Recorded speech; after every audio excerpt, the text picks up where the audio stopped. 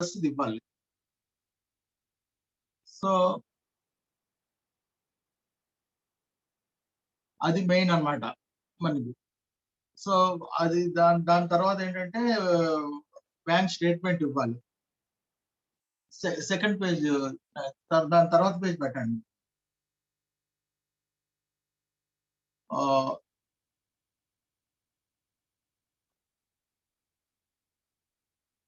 దాంట్లో ఏంటంటే మనకి ఆహ్, అప్లికేషన్‌లోని rights and obligations of stock broker అని ఉంటుంది.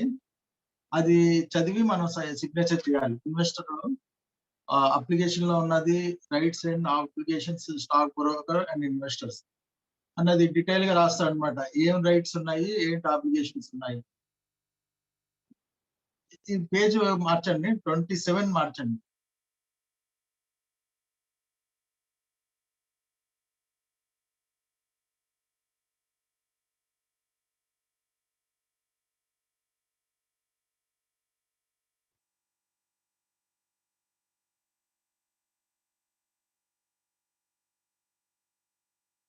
మురళి గారు,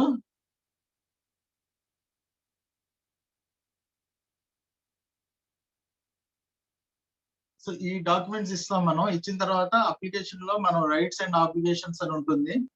ఆహ్, అది అది చదువుకోవాలి మనం. ఇన్వెస్టర్‌గా ఎవరైతే అక్కడ కిందన సైన్ చేస్తారో, ఆ రైట్స్ అండ్ ఆబ్లిగేషన్ చదువుకోవాలి. ఆహ్, తర్వాత యూనిఫార్మ్ డిస్క్లోజర్ డాక్యుమెంట్స్ ఉంటాయి. అవి కూడా చదువుకోవాలి. Dos and don't trading on exchanges అవి కూడా రాసుంటాయి అక్కడ. అది నెక్స్ట్ మీకు ఏంటనేది చెప్తాను మీకు. ఆ తర్వాత policies and procedures of stock broker అది కూడా రాసుంటుంది.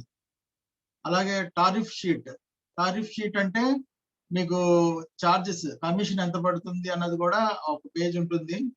అది కూడా మీరు చదువుకొని మీకు నచ్చిన తర్వాత సిగ్నేచర్ చేస్తారు. తర్వాత రన్నింగ్ అకౌంట్ ఆథరైజేషన్ అని ఉంటుంది. అంటే సపోజ్ మీరు ఇన్వెస్టర్ ట్రేడ్ చేయకుండా వేరే వాళ్ళ మిసెస్ గాని, వాళ్ళ బ్రదర్స్ గాని, లేదా వాళ్ళ ఫ్రెండ్స్ గాని ఏదైనా చేస్తుంటే వాళ్ళకి రన్నింగ్ అకౌంట్ ఆథరైజేషన్ అని చెప్పి సైన్ చేసి ఇవ్వాలి. వాళ్ళ సిగ్నేచరు, మీ సిగ్నేచరు దాని మీద ఉంటుంది. అది సబ్మిట్ చేయాలి. ఆ తర్వాత పవర్ ఆఫ్ అటార్నీ అని ఒక ఫార్మ్ ఉంటుంది. అంటే మీరు ఆ డీలర్‌కి పవర్ ఆఫ్ అటార్నీ ఇస్తారన్నమాట. మీరు ఓన్‌గా ఫోన్‌లో చెప్పినా సరే సేల్ చేసేటట్టు. అలాగే స్టాక్స్ ఏమో డీమ్యాట్ నుంచి ఒకవేళ అమ్మితే డీమ్యాట్ నుంచి రిలీజ్ చేయడానికి ఈ పవర్ ఆఫ్ అటార్నీ అనేది పనికొస్తుందన్నమాట. సో ఇది కూడా చదివి మీరు సైన్ చేస్తారు. తర్వాత ఈసీఎన్ డిక్లరేషన్ ఫార్మ్ అని ఉంటది. అది ఈసీఎన్ అంటే ఎలక్ట్రానిక్ కాంట్రాక్ట్ నోట్ డిక్లరేషన్. అంటే మీకు ఫిజికల్‌గా కాంట్రాక్ట్ నోట్ కావాలంటే ఫిజికల్‌గా మీ ఇంటికి వస్తుంటది. ఏ ఏ రోజు చేసిందో ఆ రోజు మీకు పోస్ట్ చేసేస్తారు. అది కొద్దిగా డిలే అవుతుంటది. దానికన్నా బెటర్ ఏంటంటే ఈసీఎన్ డిక్లరేషన్ మీరు సైన్ చేసి ఇచ్చేస్తే అది మీకు ఈమెయిల్‌కి వచ్చేస్తది. మీ కాంటాక్ట్ నోట్ మీ ఈమెయిల్‌కి వస్తది. తర్వాత మీ సెల్‌కి మెసేజ్ వస్తుంది. మొత్తం అప్ టు డేట్‌గా ఉంటారు. ఏ రోజుకి ఆ రోజు మీకు ఆహ్, ఇన్ఫర్మేషన్ తెలుస్తుంటది. ఈసీఎన్ సైన్ చేయడం వల్ల. Consent for electronic communication and receiving alerts.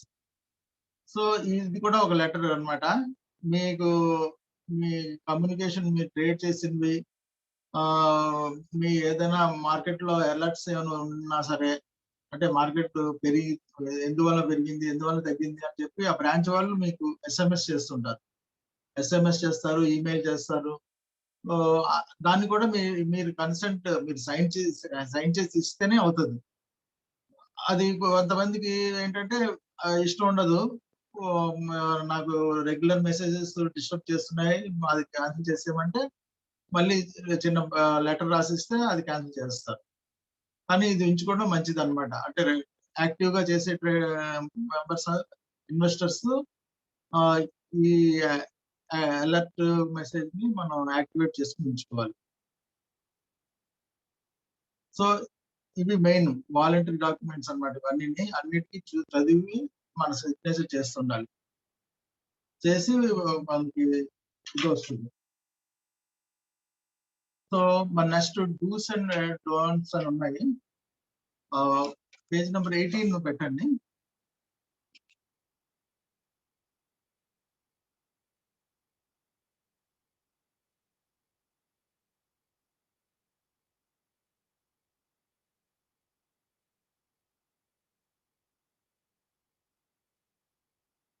ఇది అర్థమైంది కదా అందరికి? నెక్స్ట్ 18, పేజ్ నెంబర్ 18 పెట్టండి. చూడండి, ఇది మీరు స్టాక్ మార్కెట్ లో చేయవలసినవి చేయకూడనివి అనమాట. మీరేమో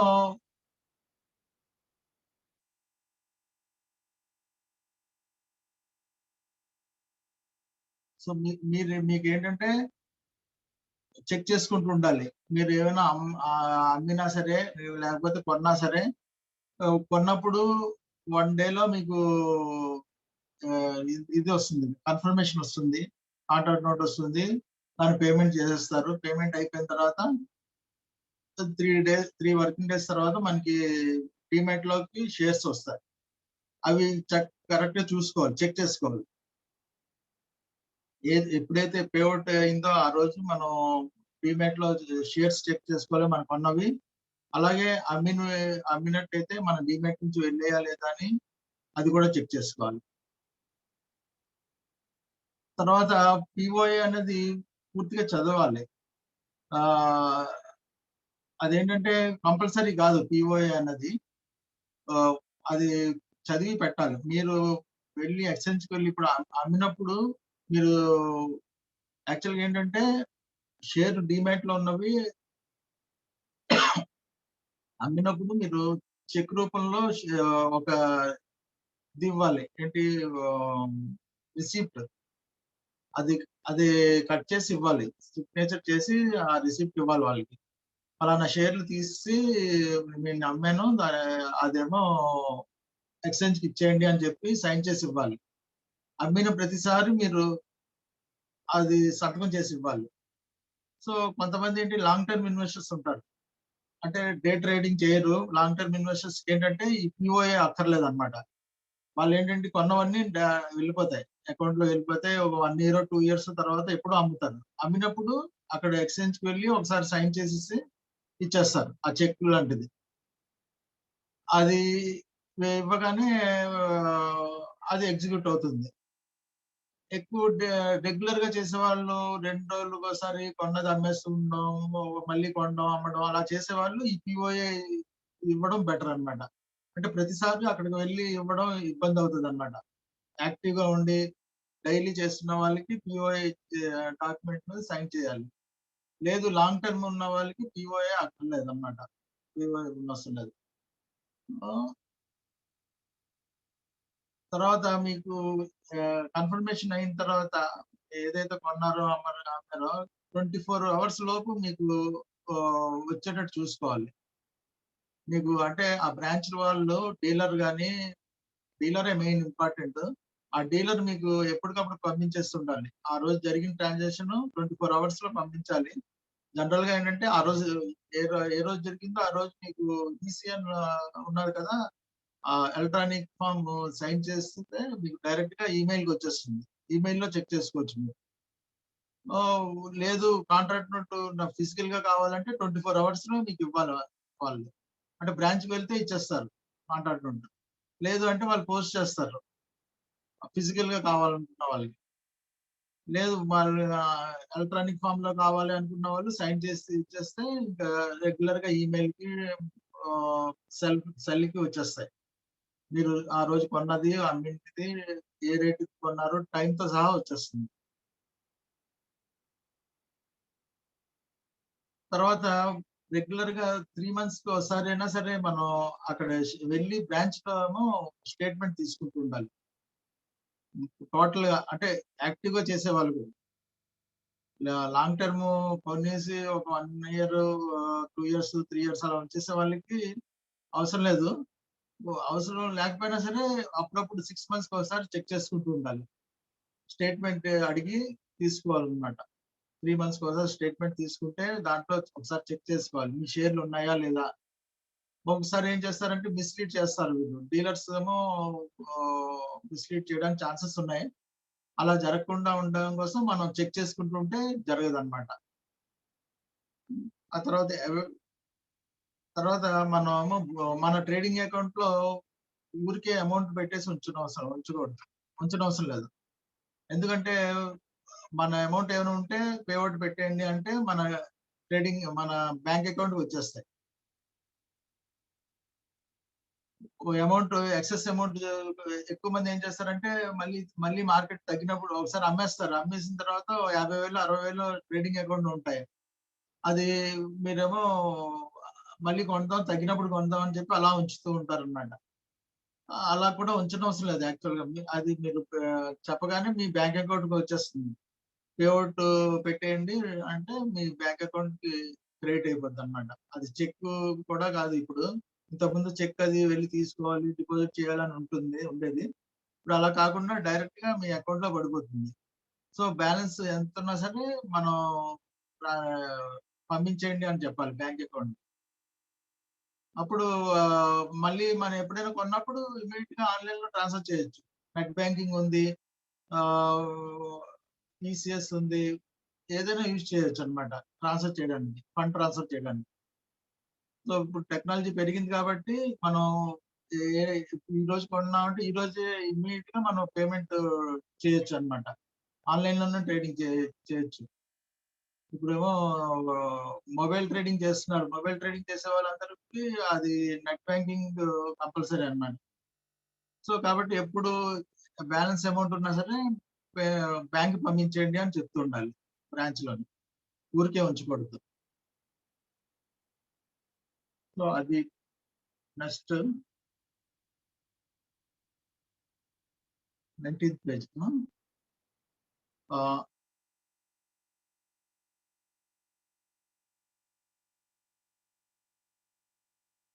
సో 19థ్ పేజ్ పెట్టండి. 19.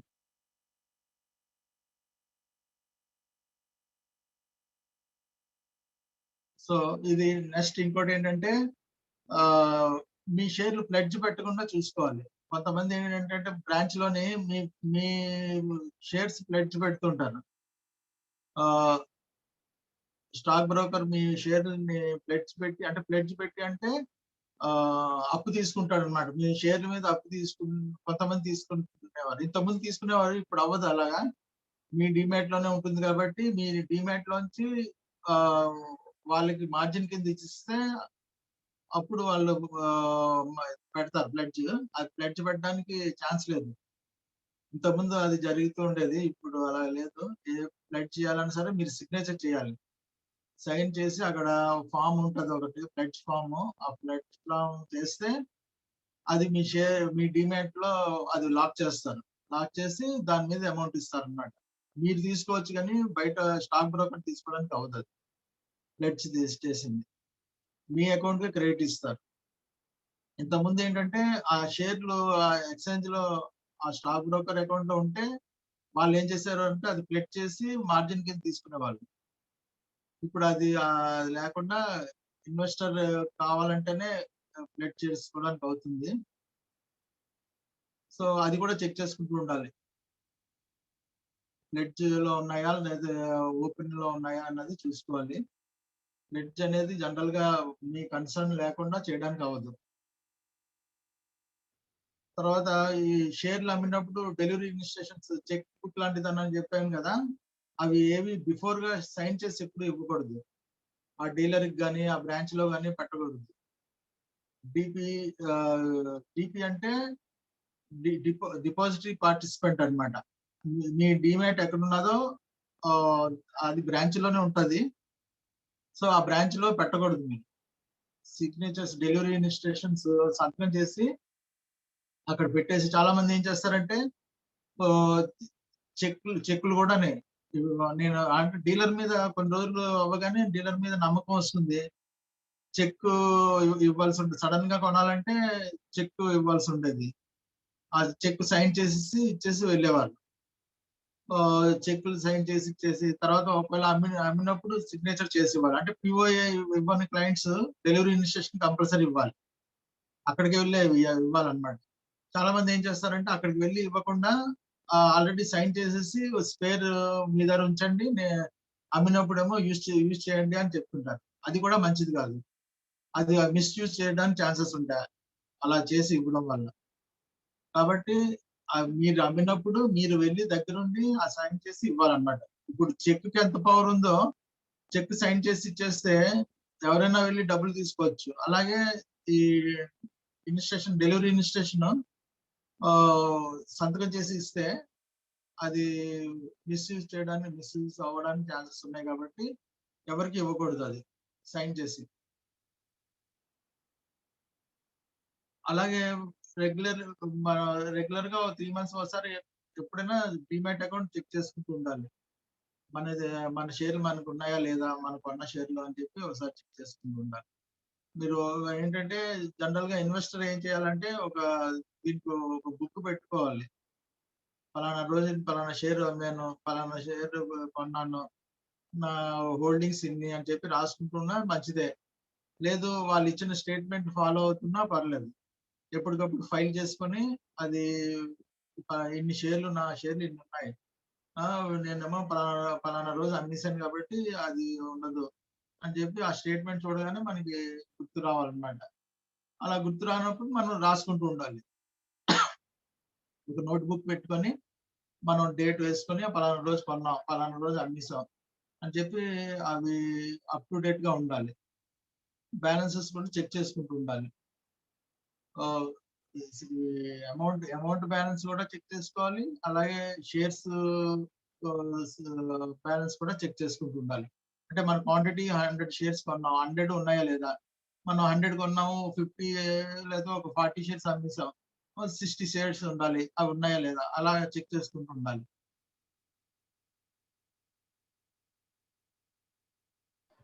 సార్ కొంచెం వాయిస్ రేజ్ చేయండి. ఆ! తర్వాత ఏంటంటే ఈమెయిల్స్, ఎస్ఎంఎస్ అలర్ట్స్ మీకు వస్తూ ఉంటాయి. అవేంటంటే మీకు కరెక్ట్ ఈమెయిల్ ఇవ్వాలి మనం.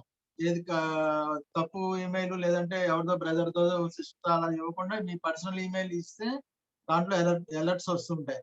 అది చెక్ చేసుకోవచ్చు. అలాగే ఫోను నంబర్ కూడా మీ పర్సనల్ నంబరే ఇవ్వాలి. వేరే నంబర్ ఇచ్చినా సరే దానికి అలర్ట్స్ దానికి వెళ్తూ ఉంటాయి. అది కూడా ఇది ఉంటది. కొంతమందేంటంటే ఫోన్‌లు మారుస్తుంటారు. మార్చడం అంటే నంబర్ మారొచ్చు. ఆ నంబర్ మారినప్పుడు మనం కూడా అప్‌డేట్ చేసుకోవాలి. ఇక్కడికి వెళ్లి డీమాట్‌కి ఆఫీస్‌కెళ్ళి ట్రేడింగ్ ఆఫీస్‌కెళ్ళి నా ఫోను నంబర్ మారింది అని చెప్పి అప్పటికప్పుడు చిన్న ఫార్మ్ ఉంటది. లేదంటే మాన్యుయల్‌గా లెటర్ రాసి ఇచ్చినా సరే వెంటనే మార్చేస్తారు.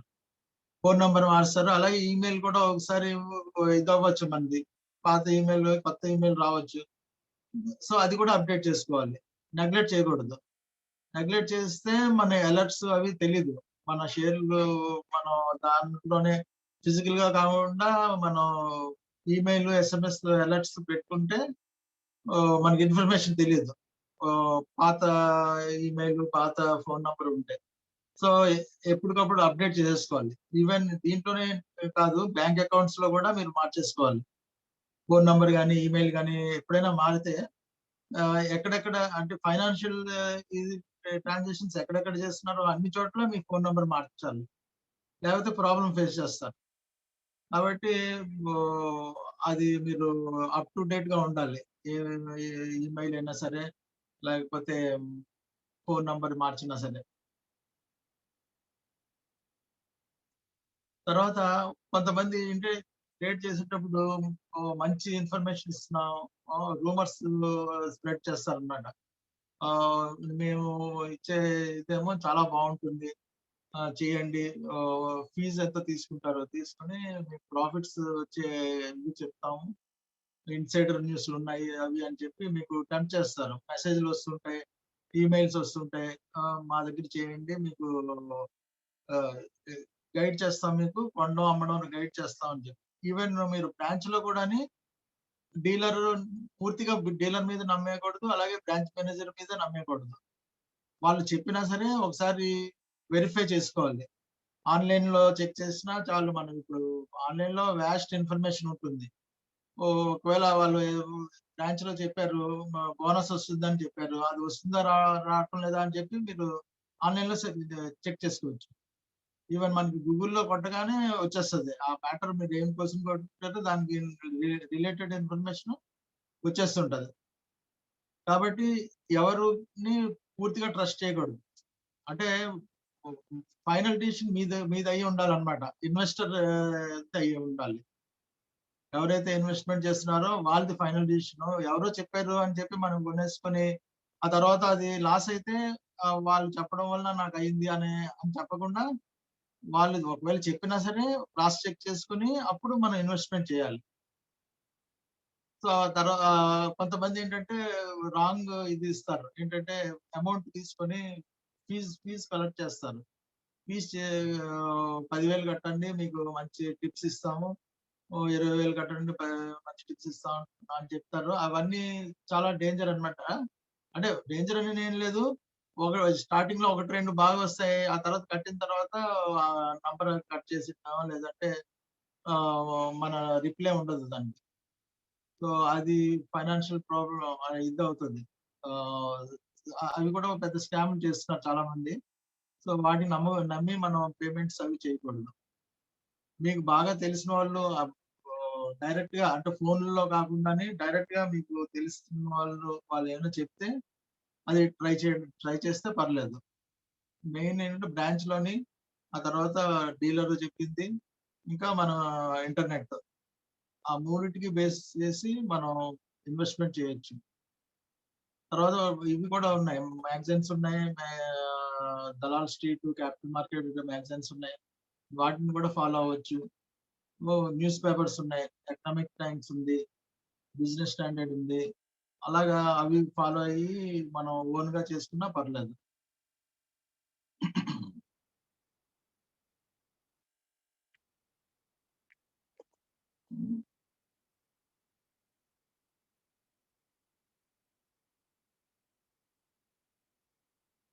Okay. Next page 20. So,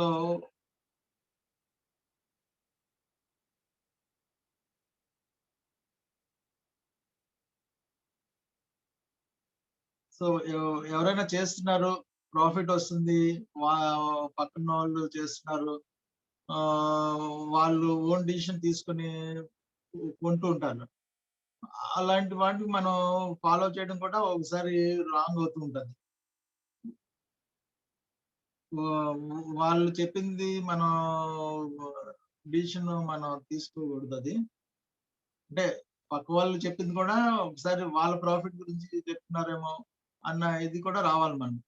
only బ్లైండ్‌గా వాళ్ళు చెప్పింది కరెక్ట్ అన్నట్టు మనం ఇది చేయకూడదు. మనం క్రాస్ చెక్ చేసుకొని ఇది మనం కొనుక్కోవాలన్నమాట. తర్వాత ఫస్ట్ ఆఫ్ ఆల్ మనం తెలుసుకోవాల్సింది బ్రోకరేజ్, కమిషను, ఫీజెస్ ఈ చార్జెస్ అని ఏమేమి వేస్తున్నారో అంతా డీటెయిల్‌గా మనం ఎక్కడైతే బ్రాంచ్‌కి వెళ్ళామో బ్రాంచ్ డీలర్ ఉంటారో, డీలర్ లేకపోతే బ్రాంచ్ మేనేజర్‌ని అడిగి నాకు బ్రోకరేజ్ ఎంత పడుతుంది అని చెప్తే కమిషన్స్, ఫీజెస్ అన్నీ క్లియర్‌గా చెప్తారన్నమాట. ఓన్లీ కమిషన్ చెప్తారు. ఆ తర్వాతేమో ఎందుకు ఎక్కువ పడుతుంది అంటే ఫీజెస్ ఉన్నాయి, అదర్ చార్జెస్ ఉన్నాయని చెప్తారు. సో, అదంతా ముందే మీరు మాట్లాడుకుంటే మొత్తం బ్రోకరేజ్‌లో ఏమేమి యాడ్ అవుతున్నాయి. ఓన్లీ కమిషన్ ఒకటే కాకుండా ఇంకేమి యాడ్ అవుతున్నాయి. అదర్ చార్జెస్ ఏమి యాడ్ అవుతున్నాయి అని చెప్పి క్లియర్‌గా తెలుసుకొని, అప్పుడు ఎంత పడింది మీకు అన్నది తెలుస్తది. సో, దాన్ని బట్టి మనం కొన్న తర్వాత ఎంతకు అమ్మొచ్చు అన్నది తెలుస్తుంది. రేట్ ఫిక్స్ చేసుకొని ఇంత రేట్‌కి కొన్నాం అన్నది ఒక ఫిగర్ అరైవ్ అవుతుంది. దాంతో 10% 20% చూసుకొని సేల్ చేసుకోవచ్చు. సో, పేమెంట్స్ కూడా చాలా మంది ఏం చేస్తారంటే క్యాష్ తీసుకొచ్చి క్యాష్ పేమెంట్ చేస్తుంటారు. ఆ క్యాష్ పేమెంట్స్ మనం అవాయిడ్ చేయాలన్నమాట. అసలు క్యాష్ పేమెంట్స్ తీసుకోరు బ్రాంచ్‌ల్లోని. వాళ్ళేం చేస్తారు డీడీ తీసుకుంటామండి. డీడీ తీసి మీకిస్తామని అంటారు. ఇప్పుడు ఇంతకుముందు డీడీస్ కూడా యాక్సెప్ట్ చేసేవారు. ఇప్పుడు డీడీస్ కూడా యాక్సెప్ట్ చేయట్లేదు లేదు. సో, క్యాష్ ట్రాన్సాక్షన్స్ లేకుండా చెక్కు ఓన్లీ మీ చెక్ నుంచే వెళ్ళాలి. థర్డ్ పార్టీ మీ బ్రదర్స్ చెక్ గాని, మీ ఫాదర్ చెక్ గాని అలాగా ఎవరి చెక్ తీసుకోరు. మీ పర్సనల్ అకౌంట్, మీరు ట్రేడింగ్ అకౌంట్‌కి ఏది లింక్ చేశారో, మనం ట్రేడింగ్ అకౌంట్‌తో పాటు బ్యాంక్ అకౌంట్ ఇస్తాం అన్నమాట. Bank account details. అది ఏది ఇచ్చామో దాని చెక్కే ఇవ్వాలి మనం. ఆ చెక్ ఇచ్చి మనం ట్రాన్సాక్షన్ చేసుకోవాలి. తర్వాత ఆ బ్యాంక్ నుంచి తీసుకున్న డీడీ కూడా యాక్సెప్ట్ చేస్తారు. సో, ఆ డీడీ గాని, చెక్ గాని అలాగే చేయాలి గాని, క్యాష్ ఇచ్చేసి లేదంటే వేరే వాళ్ళ క్యాష్ యూజ్ చేసి అది అడ్జస్ట్ చేయమని అలాంటి ట్రాన్సాక్షన్ చేయకూడదు. అంతా చెక్ ట్రాన్సాక్షన్సే ఉండాలి. లేదంటే ఆన్‌లైన్ నెట్ బ్యాంకింగ్ ద్వారా అయినా చేసుకోవచ్చు. తర్వాత ఇంటర్నెట్ ట్రేడింగ్ అంటే మీరు ల్యాప్‌టాప్‌లో ట్రేడింగ్ చేసుకోవచ్చన్నమాట. అప్పుడు యూజర్ ఐడీ, పాస్వర్డ్ ఇస్తారు. ఆ యూజర్ ఐడీ, పాస్వర్డ్ మీరు అది ఎవరికీ షేర్ చేయకూడదు. అది మీకోసం సెపరేట్‌గా ఇచ్చిందన్నమాట అది. మీ మీరొకలే ట్రాన్సాక్షన్ చేయాలి. అది వేరే వాళ్ళకిస్తే వాళ్ళు మీ అకౌంట్‌లో ఏదైనా చేయొచ్చన్నమాట.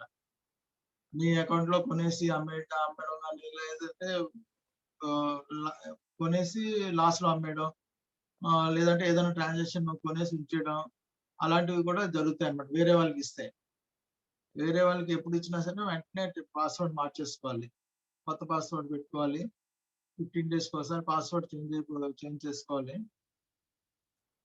ఇంటర్నెట్ ట్రేడింగ్‌కి యూజర్ ఐడీ, పాస్వర్డ్ ఇస్తారు. అలాగే మొబైల్ ట్రేడింగ్ కూడా యూజర్ ఐడీ, పాస్వర్డ్ ఇస్తారు. సో, ఆ 2 గుర్తుపెట్టుకొని మనం ట్రాన్సాక్షన్ చేస్తుండాలి. వేరే వాళ్ళకి షేరింగ్ చేయకుండానే. అలాగే ఇంతకుముందు చెప్పినట్టు మీరు అడ్వర్టైజ్‌మెంట్స్‌కి దానికి మీరు ఎక్కువ ఇది చేయకూడదు. అడ్వర్టైజ్‌మెంట్స్‌కి వాటికి డిపెండ్ అయిపోయి అదే కరెక్ట్ అని అనుకోకూడదు. ఒకసారి అడ్వర్టైజ్‌మెంట్స్ మిస్‌లీడ్ చేయొచ్చు. మొత్తం ఒకసారి చెక్ చేసుకొని వాళ్ళు చెప్తుంది కరెక్టా కాదా అని చెప్పి ఒకళ్ళకి 1, 2 ఎక్స్‌పీరియన్స్ ఉన్న వాళ్ళని అడిగి చేసుకోవాలి. సో, అప్పుడు అది రిస్క్ లేకుండా మీరు సాటిస్ఫై‌గా చేసుకోగలుగుతారు.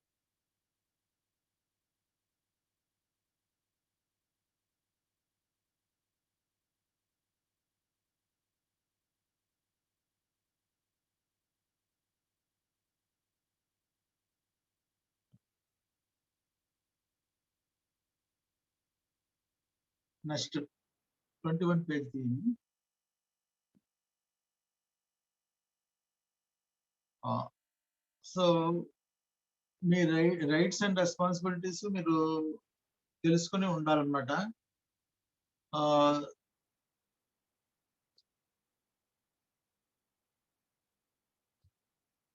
సో, డిసిషన్ కూడా ప్రాపర్‌గా తీసుకొని ఆహ్, ఎలా చేయాలి, ఏంటి ఇన్వెస్ట్‌మెంట్ అన్నది మనం తెలుసుకోవాలి. ఓహ్! సడెన్‌గా బయింగ్ చేసేయడం, సడెన్‌గా పానిక్ సెల్లింగ్ అంటే ఆహ్, ఈ ఇంపె ఈ ఆహ్, బయింగ్ అందరూ కొంటున్నారు పొలోమని ఎళ్ళిపోతారు. మార్కెట్ హైలో ఉన్నప్పుడు బయింగ్‌కెళ్ళిపోతారు. సో, అలాంటి బయింగ్ వెళ్ళకూడదు. ఇప్పుడు మార్కెట్ బాగుంది, బాగుంది కొందాం అని చెప్పి హైలో కొనేయకూడదు. అలాగే మార్కెట్ పడిపోతుంది, అక్కడ ఏదో వార్ అవుతుంది, పడిపోతుంది అని చెప్పి భయపడిపోయి అమ్మకూడదు. ఎప్పుడు ఏంటంటే ఏదైనా రీజన్ ఉండాలి. అమ్మితే కంపెనీ గురించి నెగెటివ్‌గా ఏదైనా వచ్చినప్పుడు అమ్మేసుకోవచ్చు. లేదు నెగెటివ్ రాకుండా ఏదో వేరే కారణాలు వార్ ఏదో అవుతుంది అని చెప్పి మార్కెట్ తగ్గినప్పుడు అప్పుడు అమ్మకూడదు. కంపెనీ గురించి పర్టిక్యులర్ న్యూస్ ఏమైనా ఉంటే అప్పుడు సెల్ చేసినా పర్లేదు గానీ, మార్కెట్ ఓవరాల్ మార్కెట్ పడిపోతుంటే అమ్మేయకూడదు. అలాగే అందరూ పొలోమని ఒకే షేరు పెరిగిపోతుంది, ఇంకా పెరిగిపోతుంది అలా కూడా కొనకూడదు. అంత ఫండమెంటల్స్ అన్నీ చూసి కొనాలన్నమాట. ఇంకోటేంటంటే రిజిస్టర్డ్ ఇంటర్మీడియరీస్ అంటే సెబీ రిజిస్టర్ చేస్తదన్నమాట. ఎవరైతే సెబీ సర్టిఫికేట్ ఉన్నాదో సెబీ ఏమో అలో చేసిందో వాళ్ళ దగ్గరే మనం ట్రేడ్ చేయాలి. వా స్టాక్ బ్రోకర్స్ దగ్గరే మనం కొనడం, అమ్మడం చేయాలి. స్టాక్ బ్రోకర్స్ అనే కదా, సబ్ బ్రోకర్స్ ఉంటారు. సబ్ బ్రోకర్స్ అయినా సరే ఎవరైనా సరే సెబీ దగ్గర రిజిస్టర్ అయి ఉండాలి. ఆ బ్రాంచ్కి వెళ్తే ఆ సర్టిఫికేట్ చూపించమని అడగొచ్చు మనం. జనరల్ గా వాళ్ళు బ్రాంచ్ లో డిస్ప్లే చేస్తారు గోడకి సెబీ రిజిస్ట్రేషన్. అన్నిటికీ రిజిస్టర్ అయి ఉండాలి వాళ్ళు. ఈక్విటీస్ కి, F&O కి, కమోడిటీస్ కి, కరెన్సీకి అన్నిటికీ సెపరేట్ సర్టిఫికేట్స్ ఉంటాయి వాళ్ళు. రిజిస్ట్రేషన్ సర్టిఫికేట్ అవన్నీ మనం అడిగి చూడాలి. వాళ్ళతోనే చేయాలి. కొంతమంది ఏంటంటే వాళ్ళ ఆఫీస్ పెట్టేసుకుంటారు, సెబీ రిజిస్ట్రేషన్ అవ్వదు. అవ్వకుండా వేరే అకౌంట్ లో చేసి మనకేమో ట్రాన్సాక్షన్స్ ఇస్తుంటారు. అలాంటి వాళ్ళు రిస్క్ అన్నమాట. ఏ ఏ టైంలో అయినా సరే వాళ్ళకు క్లోజ్ చేసేస్తే మనకి ప్రాబ్లం అవుతుంది. ఎప్పుడైతే సెబీ రిజిస్ట్రేషన్ లో ఉన్న వాళ్ళు చేస్తామో మనకి సెబీ సపోర్ట్ చేస్తుంది ఇన్వెస్టర్స్ కి. ఎవరైనా ఏదైనా క్లోజ్ చేసేసినా సరే సెబీ మన షేర్లు మనకి వచ్చేటట్టు, మన అమౌంట్ మనకి వచ్చేటట్టు హెల్ప్ చేస్తుంది. కాబట్టి సెబీ అనేది ఏంటంటే గవర్నమెంట్ అథారిటీ అది. అన్ని ఎక్స్చేంజ్ల మీద, తర్వాత ఈ స్టాక్ బ్రోకర్స్ మీద కంట్రోల్లో ఉంచుతుంది. ఎవరైనా బ్రాంచ్ లో ఏదైనా తప్పు చేస్తున్నారని తెలిసి వాళ్ళకి సెబీ కంప్లైంట్ చేస్తే సెబీ వాళ్ళకి పెనాల్టీ వస్తుంది. ₹1,00,000 నుంచి 10,00,000 వరకు పెనాల్టీ వస్తుంది. కాబట్టి ఆ బ్రాంచ్ వాళ్ళు ఎప్పుడు తప్పు చేయడానికి ట్రై చేయరు. ఇప్పుడున్న ఏ బ్రాంచ్ అయినా సరే సెబీ కంట్రోల్లో ఉంటుంది కాబట్టి వాళ్ళు తప్పు చేయరన్నమాట. ఏ ఇన్వెస్టర్ అయినా సరే సెబీకి కంప్లైంట్ చేయొచ్చు.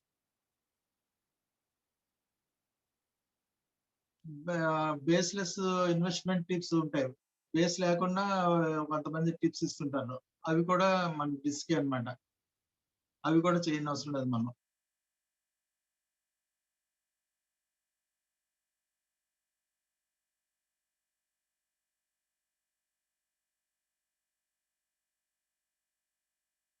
నెక్స్ట్ 22 చూడండి పేజ్ నెంబర్.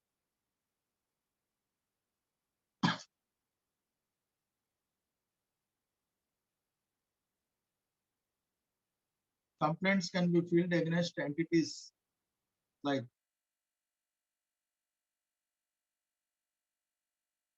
మనం దేని మీదైనా సరే కంప్లైంట్ ఇవ్వచ్చు. పేజ్ నెంబర్ 22 పెట్టండి.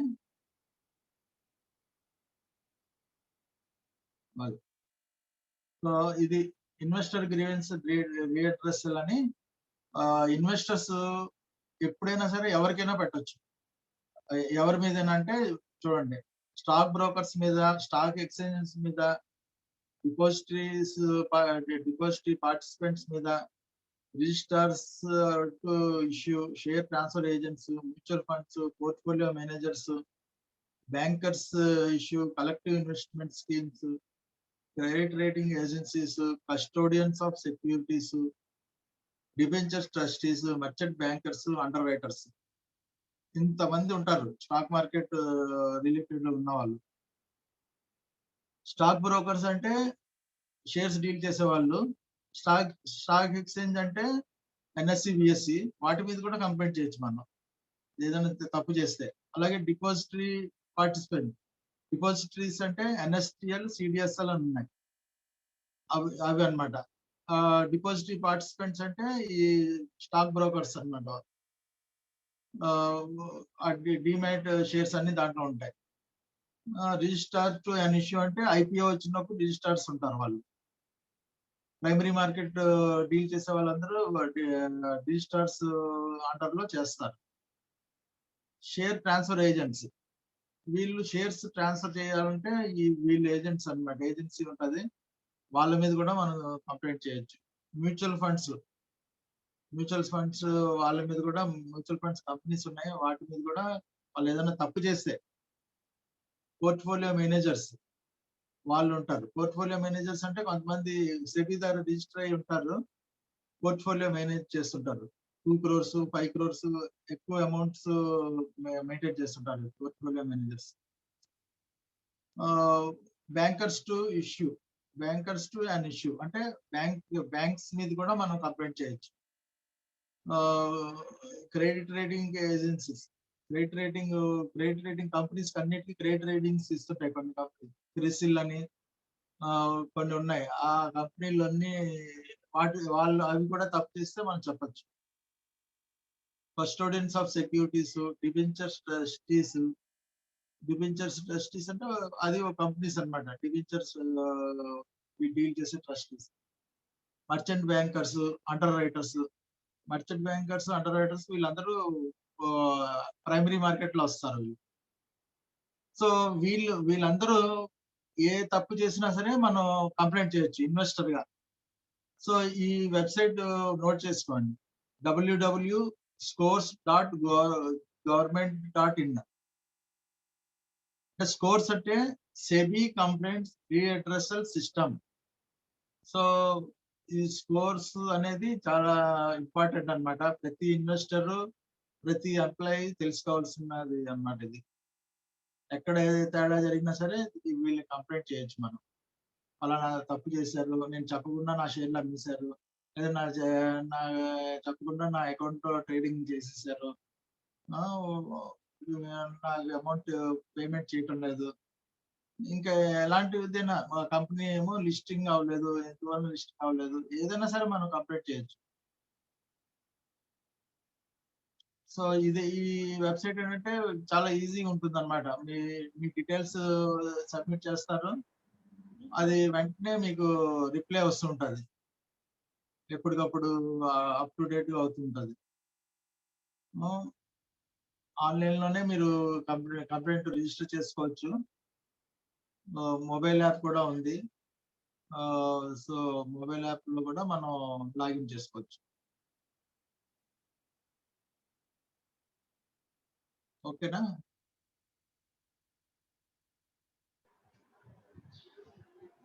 సో నెక్స్ట్ ఇంకొక పేజ్ ఉందండి సార్. ఇప్పుడు 6 o'clock కి మనం will give a break 10 minutes. సరే, బ్రేక్ అయిన తర్వాత విల్ డిస్కస్ ఏమైనా దీని మీద క్వశ్చన్స్ అడగండి. అలాగే. ఓకే, 6 క్వశ్చన్స్ అడిగి ఎవరైతే హ్యాండ్ రైజ్ చేస్తారో వాళ్ళని ఆన్సర్స్ తీసుకోండి. సరే, తర్వాత నెక్స్ట్ సెషన్ మనం స్టార్ట్ చేద్దాం. ఓకే. మీరు లేదా చాట్ బాక్స్ లో టైప్ చేసిన క్వశ్చన్ లేదా మీరు అడిగినా పర్లేదు. స్టార్ట్ చేసేయండి అయితే. మీరు అడిగేసేయండి, క్వశ్చన్ అడగండి. ఏదైనా క్వశ్చన్స్ అడిగితే దాని మీద. ఓకే ఫ్రెండ్స్, మీకు ఏమైనా డౌట్స్ ఉంటే అడగండి. ఇప్పటి వరకు చెప్పిన దాని మీద dos and don'ts. Account opening starting లో చెప్పాను. అకౌంట్ ఓపెనింగ్ చెప్పండి. స్టాక్ ఎక్స్చేంజ్ అంటే ఏంటి అంటే, ఆ సెకండరీ మార్కెట్ లో మనం చెప్పుకున్నప్పుడు స్టాక్ ఎక్స్చేంజ్ గురించి చెప్పుకున్నాం. అక్కడ షేర్లు కొనడం అమ్మడం జరుగుతుంటాయి. అక్కడే మనం అమ్ముకోవాలి. ప్రైమరీ మార్కెట్ లో కొనుక్కున్నవి స్టాక్ ఎక్స్చేంజ్ లో అమ్ముకోవాలి. సార్ చెప్పండి. సార్ బ్రాంచ్ వాళ్ళకి పవర్ ఆఫ్ అటార్నీ ఇస్తాం కదా స్టార్టింగ్. అవును. ఆ తర్వాత మనకి మిస్లీడ్ చేస్తానని డౌట్ వస్తే మళ్ళీ క్యాన్సిల్ చేయడానికి అయ్యిద్దా? స్టార్టింగ్ ఇచ్చింది ఫైనల్ అంటారా? ఎప్పుడైనా మీరు ఈ రోజు ఇచ్చి రేపు క్యాన్సిల్ చేసినా చేసుకోవచ్చు. Okay sir. సో వాళ్ళు ఇది ఫెసిలిటీ ఇస్తారు. Okay okay, thank you sir.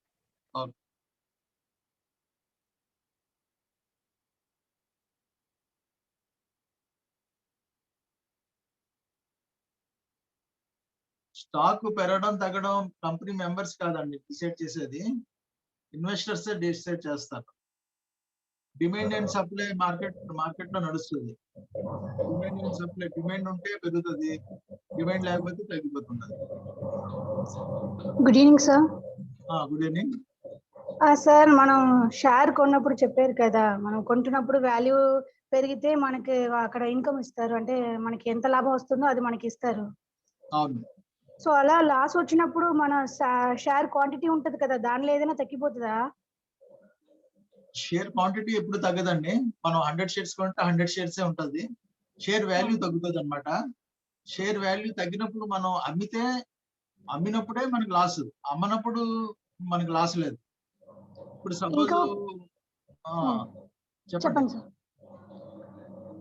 చెప్పండి సార్. అమ్మితేనే మనం అమ్మితేనే లాస్ అన్నమాట. ఇప్పుడు సపోజ్ ఒక షేర్ 100 రూపాయలు ఉన్నది, అది కొన్న తర్వాత తగ్గింది 90 రూపాయలు అయిపోయింది. 90 రూపాయలు అయిపోయింది అని చెప్పి మనకేమి మన అమౌంట్ తగ్గించడం అది ఏమి ఉండదు.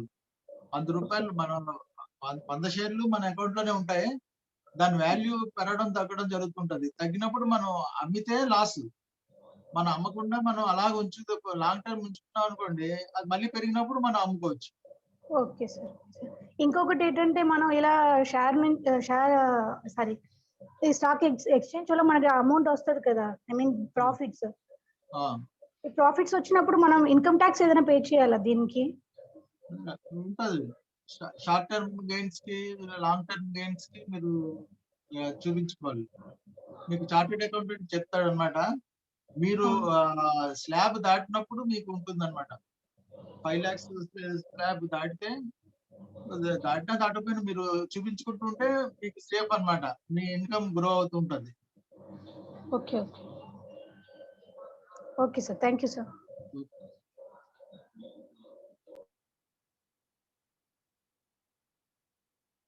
స్టాక్ బ్రోకరేజ్ మీనింగ్ అంటే, బ్రోకరేజ్ అనేది కమిషన్ అన్నమాట. ట్రేడ్ చేసిన దానికి కమిషన్ తీసుకుంటారు ఈ stock brokers. Exchange wheel, Aditya Birla money అని, స్టీల్ సిటీ, జియోజిత్ అన్ని కంపెనీలు ఉన్నాయి సార్. చెప్పండి సార్, స్టాక్ బ్రోకర్స్ ఉంటారు కదా సార్, వాళ్ళు ఈ బ్రోకరేజ్ ని ఎలా డిసైడ్ చేస్తారు సార్? 0 to 20 రూపీస్ అని ఉంటుంది సార్, దాన్ని ఎలా డిసైడ్ చేస్తారు సార్ వాళ్ళు? డిసైడ్ చేయడం ఉండదండి. మాక్సిమం కమిషన్ 2% వరకు తీసుకోవచ్చు వాళ్ళు, కానీ అంత తీసుకోరు. దానికన్నా తక్కువే తీసుకుంటారు. 0.5%. ఇప్పుడు డిమాండ్ పెరిగిపోయి కమిషన్ కూడా తగ్గించారు. 0.5%, 0.5% తీసుకుంటున్నారు.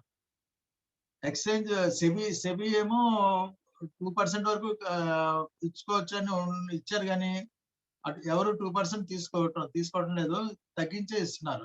ఎవరు తక్కువ ఇస్తే వాళ్ళ దగ్గరికి వెళ్ళిపోతారు ఇన్వెస్టర్స్. కమిషన్ ఎవరు తక్కువ చేస్తే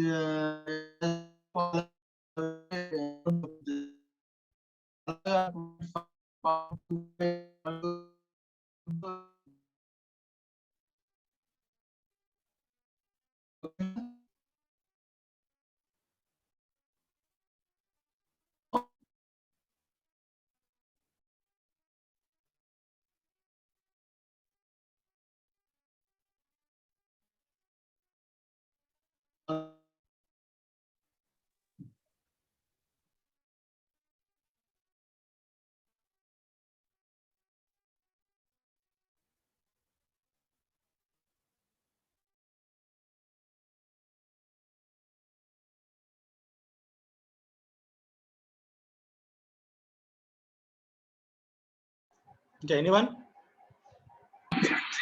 సార్ సార్ ఏమైనా డౌట్స్ ఉన్నాయా కార్తిక్? సార్, ఈ 5 lakhs స్లాబ్ దాటితే అన్నారు కదా, అది ప్రాఫిట్ మీద లేకపోతే పోర్ట్ఫోలియో వాల్యూ మీద?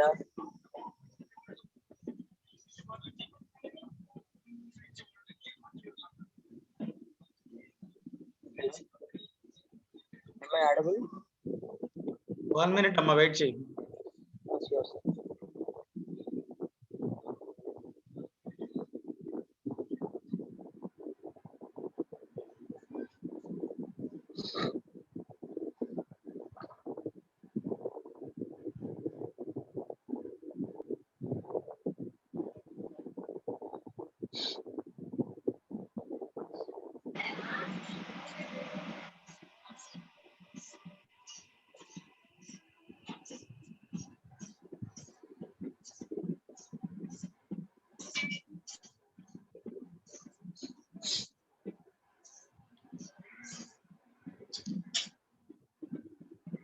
సరే, ఒక 2 minutes బ్రేక్ తీసుకోండమ్మా. 10 కల్లా స్టార్ట్ అవుతుంది, 6:10 కి. అంటే కంటిన్యూగా 2 hours మనం కూర్చోలేం కదా. 6:10 విల్ స్టార్ట్.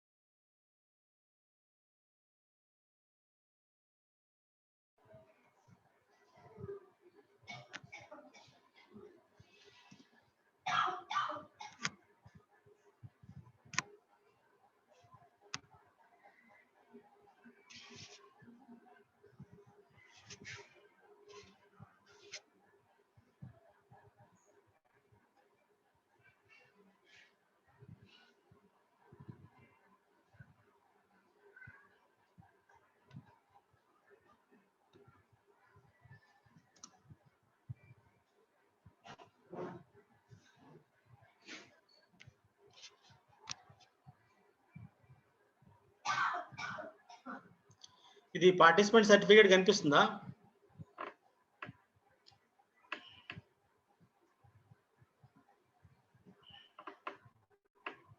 మాస్టారు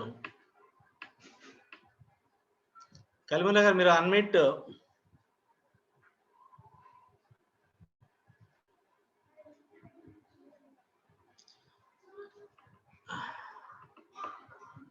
అది సర్టిఫికేట్ కనిపిస్తుందండి ప్రెజెంటేషన్ లో?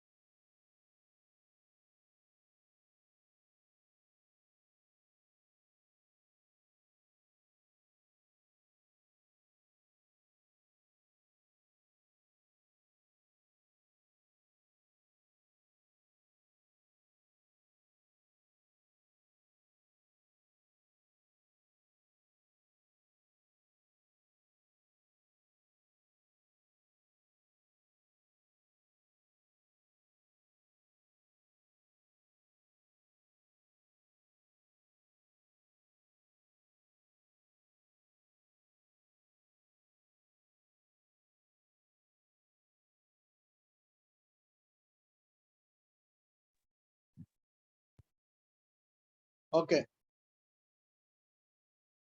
చిన్న ప్రాబ్లం వచ్చి ఆగింది నాది.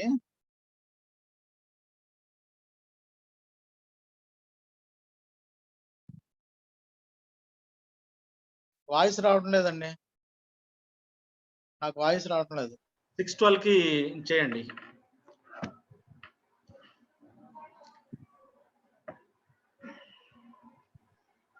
స్లైడ్ నెంబర్ ఎంత పెట్టాలి చెప్పండి?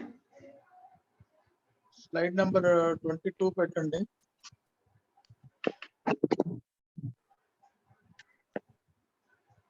అది ఛార్జింగ్ అయిపోయిందండి, దానివల్ల ప్రాబ్లం అయింది.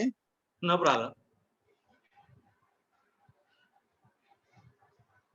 తర్వాత రేపు మనం ఈ స్లైడ్స్ ఏమైతే ఎక్స్ప్లెయిన్ చేద్దాం అనుకున్నామో ఫస్ట్ సెషన్, సెకండ్ సెషన్, అవును, ఆ స్లైడ్స్ మీద ఒక్కొక్క స్లైడ్ అంటే ఒక్కొక్క సెషన్ కి ఒక 10 క్వశ్చన్స్ ప్రిపేర్ చేయండి. ఓకే, ఆ క్వశ్చన్స్ మనం వీళ్ళని 1 by 1 అడుగుదాం. అర్థమైందో లేదండి? హ్యాండ్ చేసిన వాళ్ళు ఆన్సర్ తెలిసిన వాళ్ళు హ్యాండ్ రైజ్ చేస్తారు, వాళ్ళని అడుగుదాం మనం. ఓకే, కొంచెం అది పార్టిసిపేషన్ ఉంటుంది.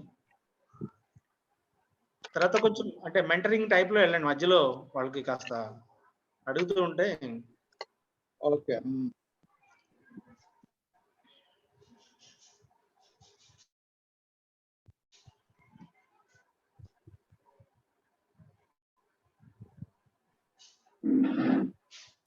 సార్ రతన్ బాబు గారు చెప్పండి. I think tomorrow Sunday, Monday అండి సెషన్. రేపు సెషన్, రేపు ఒకరోజు సెలవు ఇస్తారు అనుకుంటాను. రేపు హాలిడేనే. అదే రైట్ సార్, రైట్ సార్. రేపు ట్రైనింగ్ సెషన్ లేదమ్మా, మండే నుంచి మళ్ళీ యథావిధిగా ఉంటుంది, సేమ్ లింక్. అయినా కానీ లింక్ ఒకసారి ఎవ్రీడే అవకాశం ఉంటే పంపించేయండి మురళి గారు. ఓకే ఓకే సార్, అంటే నిన్న కూడా అందరికి మెయిల్ పెట్టున్నాను. అదే మండే రోజు కూడా ఒకసారి లింక్ పంపించేస్తే వాళ్ళకి. ఓకే. సూర్య గారు from Guntur, AWS course link మీకు పర్టికులర్ మీరు రిజిస్టర్ అంటే మీకు మెయిల్ వస్తుందంటే అది ఇందులో మీరు అడగడానికి అంటే మీనింగ్లెస్.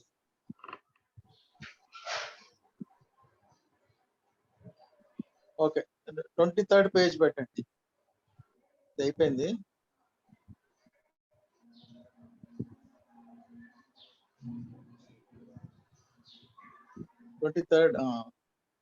సో నా వాయిస్ వినిపిస్తుంది కదండి? ఎస్ ఆడిబుల్, బట్ కొంచెం హెడ్ ఫోన్స్ పెట్టుకున్న వాళ్ళకి బాగానే ఉంటుంది. కొంచెం ఈ ల్యాప్టాప్ లో హెడ్ ఫోన్స్ లేకపోతే కొంచెం డల్ గా ఉంటుంది. అవునా, ఓకే. సో దీంట్లో మనకి సెబీ ఇన్వెస్టర్ వెబ్సైట్ ఉన్నది, అదొకటి నోట్ చేసుకోండి. investor.sebi.government.in. సో ఇవి 4 ఇంపార్టెంట్ ఇవన్నమాట. ప్రతి ఇన్వెస్టర్, ప్రతి డీలర్ ఇది ఉంచుకోవాలి. బ్రాంచ్ లో కూడా ఇది డిస్ప్లే చేస్తారు. మనకి ఏ ప్రాబ్లం వచ్చినా సరే వాళ్ళకి మెయిల్ చేస్తే వాళ్ళు రెస్పాండ్ అవుతారు. అలాగే టోల్ ఫ్రీ హెల్ప్ నంబర్ కూడా ఉంది. ఆ హెల్ప్ నంబర్ కూడా నోట్ చేసుకోండి. సో ఇది కూడా మండే టు వర్కింగ్ డేస్ లోనే ఉంటుంది. Monday to Friday 9:30 to 5:30 toll free numbers. అలాగే ఇది కూడా ఆస్క్ సెబీ అది కూడా ఉంది, ఈమెయిల్ ఐడి. ఇది కూడా జనరల్ క్వరీస్ కి చేయాలి, కంప్లైంట్స్ కి వేరేది స్కోర్స్ ఉన్నది కదా అది పెట్టాలి. ఇది మామూలు జనరల్ క్వరీస్ ఏదైనా ఉంటే దానికి ఈమెయిల్ యూజ్ చేయాలి. అలాగే ఈ వెబ్సైట్ ఓపెన్ చేస్తే మీకు ఎక్కడ ఏ ఊర్లో సెబీ ఆఫీస్ ఉన్నది అన్నది తెలుస్తుంది. డైరెక్ట్ గా అక్కడ కూడా మనం మెయిల్ చేయొచ్చు. సో వెబ్సైట్ కూడా ఫీడ్ చేసుకోండి.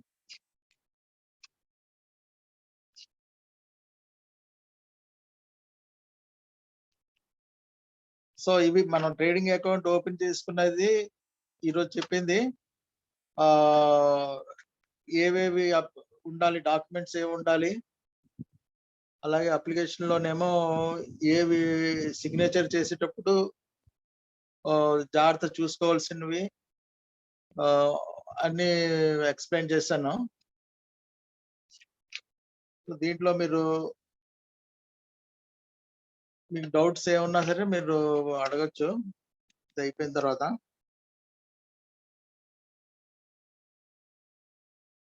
తర్వాత 30 పెట్టండి slide.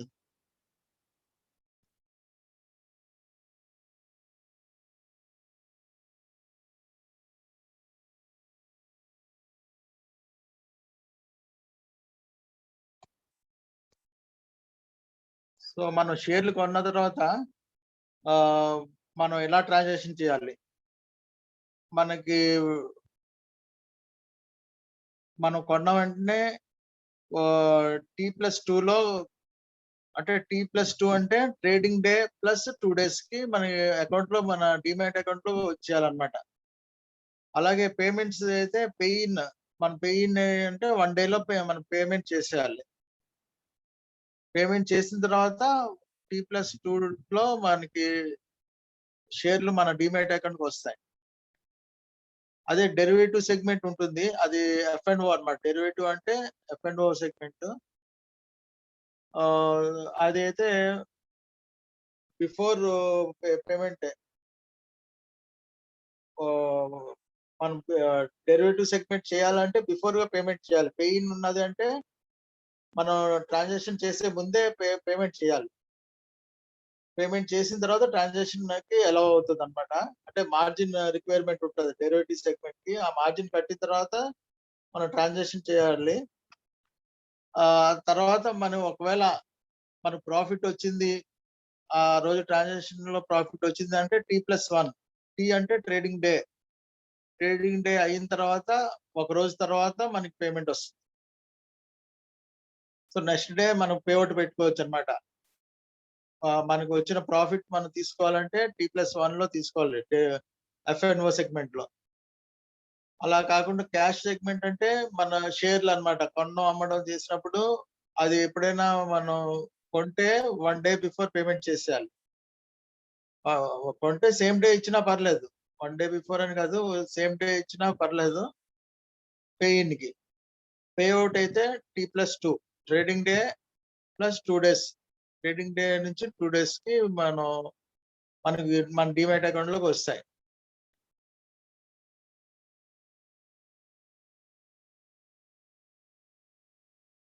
Payout of funds securities same అదే.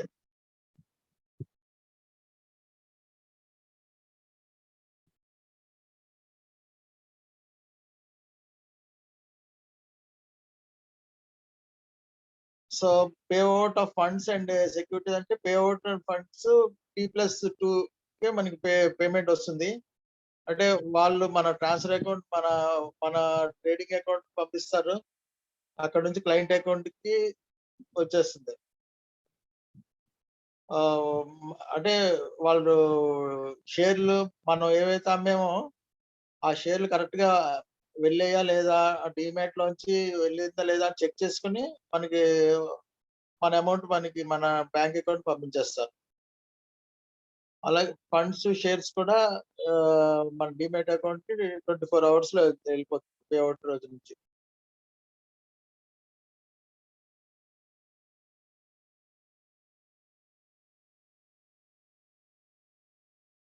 సో సెటిల్మెంట్ గ్యారంటీ ఫండ్ అని ఉంటుంది స్టాక్ ఎక్స్చేంజ్ లోని.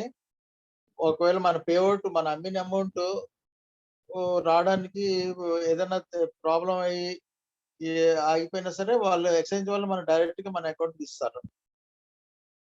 సో సెటిల్మెంట్ గ్యారంటీ ఫండ్ అన్నమాట అది. ప్రతి దానికి ప్రతి ట్రాన్సాక్షన్ గ్యారంటీ ఉంటుంది.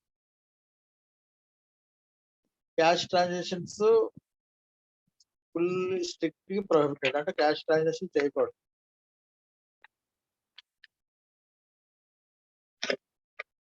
సో నెక్స్ట్ పేజ్ పెట్టండి.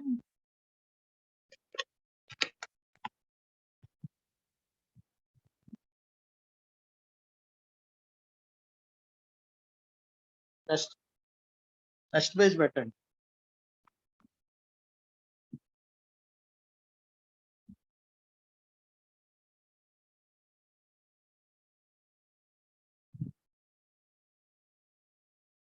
Page number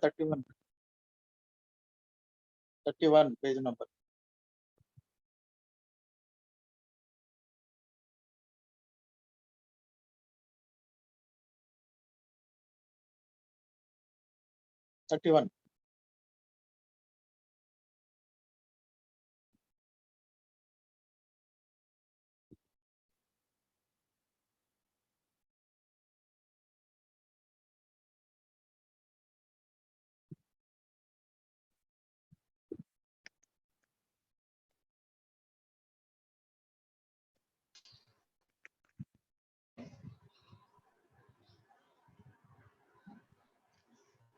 hello hello sir 31 ఓకేనా? 31 27 పెట్టారు.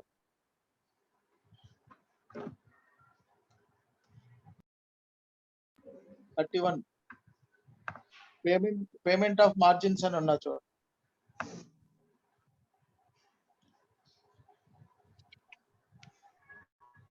తర్వాత 31.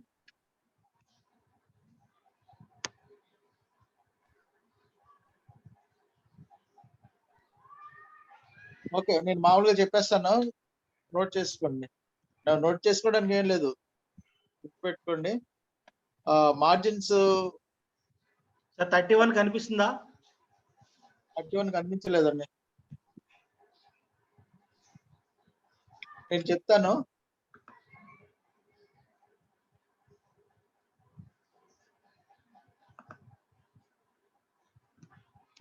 మార్జిన్ అనేది ప్రతి షేర్లు కొనే ముందు మార్జిన్ అనేది కంపల్సరీగా ఉండాలన్నమాట. ఫ్యూచర్స్ F&O చేసే వాళ్ళకైనా సరే, మామూలు నార్మల్ షేర్స్ చేసే వాళ్ళని మార్జిన్ ఉండాలి. ఆ మార్జిన్ కి ఏంటంటే మనీ అయినా పెట్టొచ్చు, సెక్యూరిటీస్ అయినా పెట్టొచ్చు, లేదంటే రెండు పెట్టొచ్చు. మార్జిన్ అంటే ఏం లేదు, కొంత అమౌంట్ అన్నమాట. 1,00,000 రూపాయల షేర్లు కొంటున్నారు అంటే ఒక 10,000 ఎంతో మార్జిన్ పెట్టమంటారు. ఎందుకంటే 1,00,000 రూపాయల షేర్లు కొన్న తర్వాత అమౌంట్ మార్జిన్ ఏమి లేకుండా పెట్టారనుకోండి, నేను కొనమనలేదు, లేదంటే ఏదైనా ఆ క్లయింట్ నేను చెప్పలేదు అన్న అది ఆ షేర్ తగ్గినా పెరిగినా సరే ప్రాబ్లం అవుతుంది. కాబట్టి మార్జిన్ అనేది కంపల్సరీగా తీసుకుంటారు అనమాట. ఆ మార్జిన్ ₹1,00,000కి 10,000 వరకు తీసుకుంటారు. కొంతమంది ఏమో షేర్లు పెట్టమంటారు. షేర్స్ పెట్టొచ్చు. 1,00,000 షేర్స్ కొనేటప్పుడు ఒక 10,000 షేర్స్ పెట్టొచ్చు. అలాగే మార్జిన్ రిక్వైర్మెంట్స్ అని చెప్పి వెబ్సైట్ లో ఉంటాయి. స్టాక్ ఎక్స్చేంజ్ వెబ్సైట్ లోని మార్జిన్ ఎంత ఉండాలి అన్నది దాంట్లో లిస్ట్ వచ్చేస్తుంది. ఏ రోజుకి ఆ రోజు F&Oకి వచ్చేస్తుంది, షేర్స్ కూడా వచ్చేస్తుంది.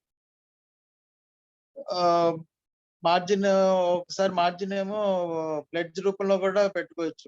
మన షేర్లు ప్లెడ్జ్ పెట్టి అమౌంట్ వస్తుంది. ఆ అమౌంట్ ని కూడా మనం మార్జిన్ కింద పెట్టొచ్చు. సో మనం ఇది ప్లెడ్జ్ ఎందుకు యూజ్ చేస్తామంటే ఆ షేర్లు మనం పెట్టే బదులు షేర్లు మార్జిన్ కింద పెట్టే బదులు మన డిమాట్ అకౌంట్ లోనే ఉంటది.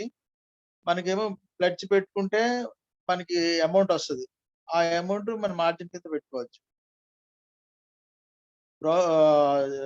బ్రాంచ్ లో ఆ షేర్లు పెట్టే బదులు మన దగ్గర ఉంచుకునే ప్లెడ్జ్ చేసి ఆ అమౌంట్ తీసుకోవచ్చు అన్నమాట.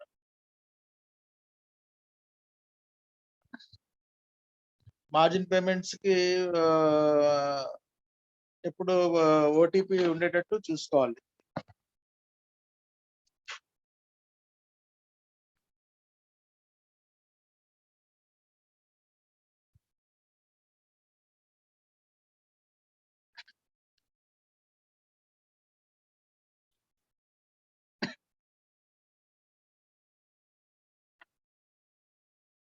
ఓకే, ఇంతవరకు చెప్పిన దాని మీద మీరు డౌట్స్ అడగండి. స్లైడ్ చేంజ్ అయింది కదా మీరు చెప్పేదానికంటే ఇక్కడ. అవును, 31 లేదు, లేదు, ఇక్కడ నా దగ్గర ఉంది, అది చూసి చెప్పాను మీకు. 31 కాదు అది స్లైడ్. ఏమొస్తుంది చెప్పండి, దానికి పెడతాను నేను, పిల్లలు నోట్ చేసుకుంటారు. Payment of margins, heading payment of margins అని ఉన్నది.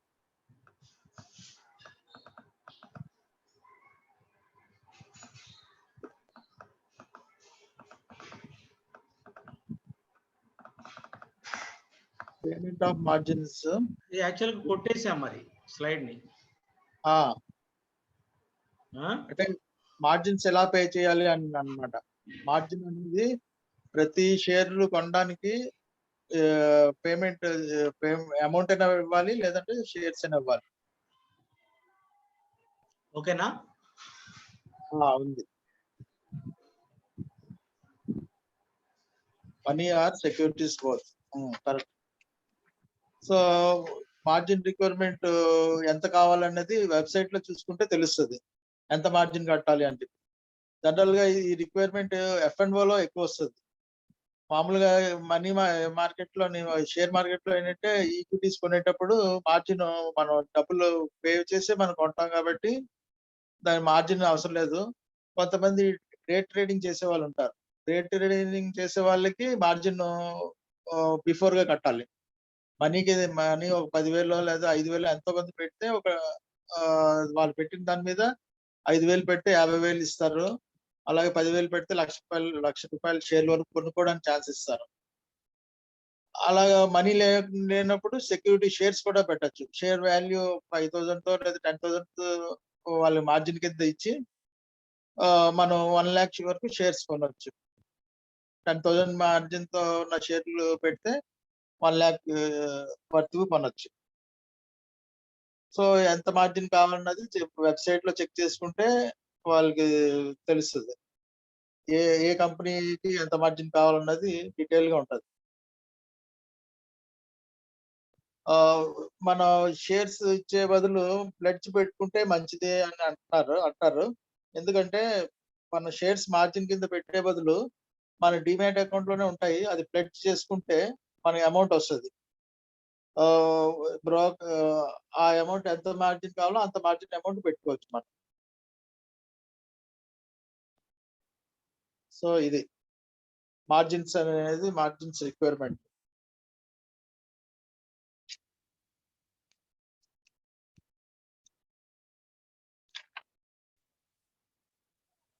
Sir sir Okay, margin mutual funds కు కూడా ఉంటుందా సార్? ఏదండి? మార్జిన్స్ అనేది మ్యూచువల్ ఫండ్స్ కు కూడా ఉంటుందా సార్? ఆహా, మ్యూచువల్ ఫండ్స్ ట్రేడింగ్ చేయడానికి అవ్వదు. మ్యూచువల్ ఫండ్స్ డైరెక్ట్ గా కొనుక్కోవడమే. Okay sir. సార్ ఇప్పుడు మనం ట్రేడ్ చేసినప్పుడు దాని మీద జిఎస్టి ఇలాంటివన్నీ ఉంటాయా సార్? జిఎస్టి ఉండదు కానీ సర్వీస్ ట్యాక్స్ లో ఫీజులు ఉంటాయి కొన్ని. స్టాచ్యూటీ ట్యాక్స్ అని చిన్న చిన్న నామినల్ అన్నమాట. ట్యాక్స్ అని చిన్న ఉండే అవన్నీ మీరు బ్రాంచ్ కి వెళ్ళినప్పుడు వాళ్ళు చెప్తే మొత్తం ఫీజెస్ కమిషన్ చెప్పండి అంటే మొత్తం డీటెయిల్ గా చెప్తారు.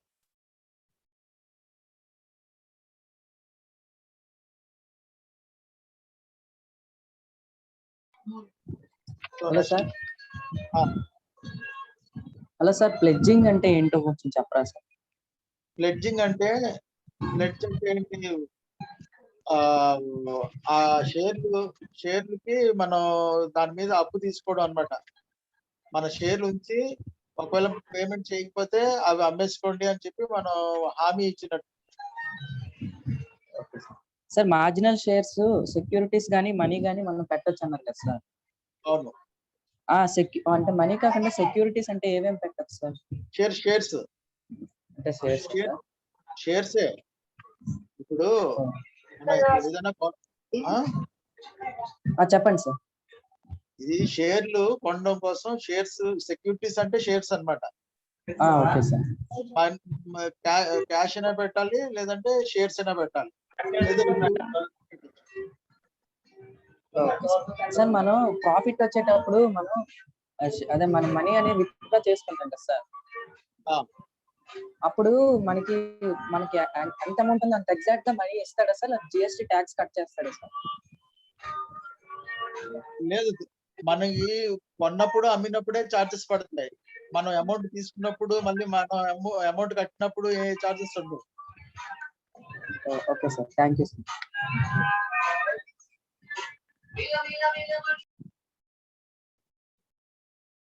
అడగండి.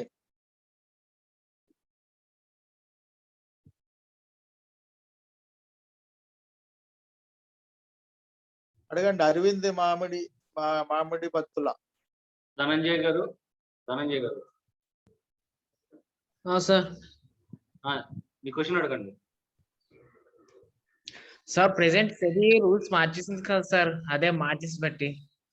అంటే ముందైతే చాలా బ్రోకరేజ్ కంపెనీస్ అని చాలా మొత్తం మార్జిన్స్ ఇచ్చేవారు. ఇప్పుడు ప్రెసెంట్ మార్జిన్స్ అదే డెరివేటివ్స్ చెప్పారు కదా ఎఫ్ఎన్ఓ కింద చెప్పడానికి.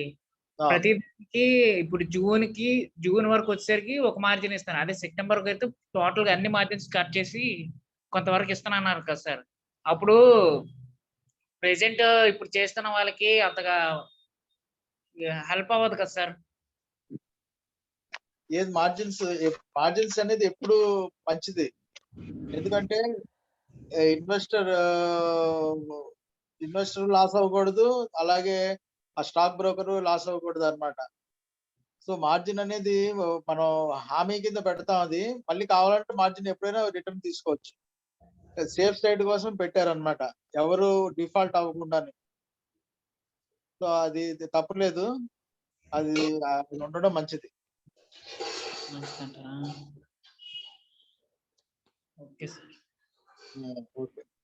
ఎఫ్ఎన్ఓ గురించి ఒక రోజు అవుతుంది క్లాసు.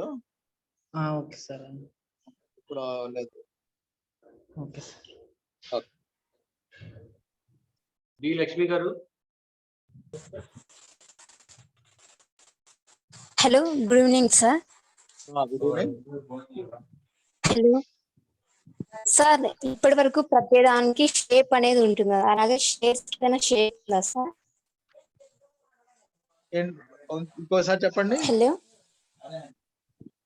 మళ్ళీ చెప్పమ్మా. అంటే షేర్స్ కి ఏదైనా షేప్ ఉందా సార్? షేర్ కి ఏదైనా షేప్ ఉందా లేకుంటే పేపర్ లోనే ఉంటుందా? పేపరేనండి, ఎలక్ట్రానిక్ ఫామ్ అన్నమాట. డిమెట్ అంటే డిమెటీరియల్ అన్నమాట, మెటీరియల్ లేనిదని. ఇప్పుడు మీరు బ్యాంక్ స్టేట్మెంట్ తీసుకున్నారు అనుకోండి, దాంట్లో డబ్బులు కనిపిస్తాయా మీకు? బ్యాంక్ స్టేట్మెంట్ లో కనిపించవు కదా, స్టేట్మెంట్ లో ఫిగర్స్ ఉంటాయి అంతే. ఫిజికల్ గా అవును ఏమి సార్. ఉండవు. అలాగే ఈ షేర్స్ కూడా ఫిజికల్ గా ఏమి ఉండవు. ఆ పేరు, అకౌంట్ లో క్వాంటిటీ అవన్నీ ఉంటాయి అన్నమాట. డిమాట్ స్టేట్మెంట్ తీసుకుంటే మీ షేర్లు ఎన్ని ఉన్నాయి అన్నది దాంట్లో కనిపిస్తాయి అన్నమాట. మనం బ్యాంక్ లో డబ్బులు వేసిన తర్వాత అవును. అంకెలు ఎలా కనిపిస్తాయో అలాగే. Okay sir, thank you. Bhaskar Reddy గారు, you can unmute and ask the question. S V Bhaskar Reddy గారు. సార్ సార్ ఇప్పుడు మనము ఇంట్రాడేలో మనం బై చేస్తాం కదా సార్, దాంట్లో మార్జిన్ ఇట్లా బ్రోకర్ చార్జెస్ 2% అని చెప్పారు కదా మీరు. హలో, చెప్పండి. ఇప్పుడు బ్రోకర్ చార్జెస్ కింద 2% చార్జెస్ కలెక్ట్ చేస్తారని చెప్పారు కదా, అది మనకు వచ్చిన ప్రాఫిట్ లో కలెక్ట్ చేస్తారా, మనం బై చేసిన సేల్ ప్రైస్ లో కలెక్ట్ చేస్తారా సార్ 2%? ఓకే, ఇది 2% అనేది ఫిక్స్డ్ కాదు, అది 0.5% నుంచి 2% లోపు అన్నమాట. ఇంకా తక్కువే ఉంటది. 0.5%, 0.2% కూడా ఉంటది. సో ఇది ఎప్పుడంటే మీ ప్రాఫిట్ ఆర్ లాస్ తో సంబంధం లేదు. ఆ బ్రోకరేజ్ కమిషన్ వేసేది మీరు ఏ రేటు కొన్నారో ఆ రేటుకి మీకు కమిషన్ వేస్తారు. అలాగే అమ్మినప్పుడు ఏ రేటుకి అమ్మారో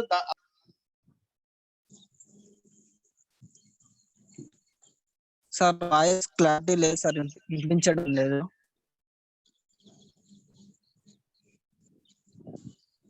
నెట్వర్క్ కరెక్ట్ గా చూసుకోమా, మిగతా అందరు బాగానే వస్తుంది మరి. కొద్ది వరకు వినిపించింది సార్, మధ్యలో స్ట్రక్ అయింది సార్ది వాయిస్. అదే మీకు కమిషన్ అనేది కొన్నప్పుడు పడుతుంది, తర్వాత అమ్మినప్పుడు పడుతుంది. ప్రాఫిట్ లాస్ తో కమిషన్ కి సంబంధం లేదు. అర్థమైందా మీకు? ప్రవీణ్ గారు, ప్రవీణ్ గారు మీరు అన్మ్యూట్ చేసుకుని అడగచ్చు. Next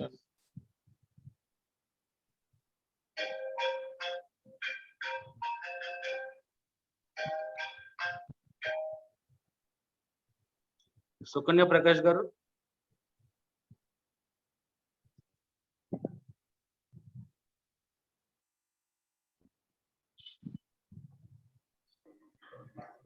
hello sir, good evening sir.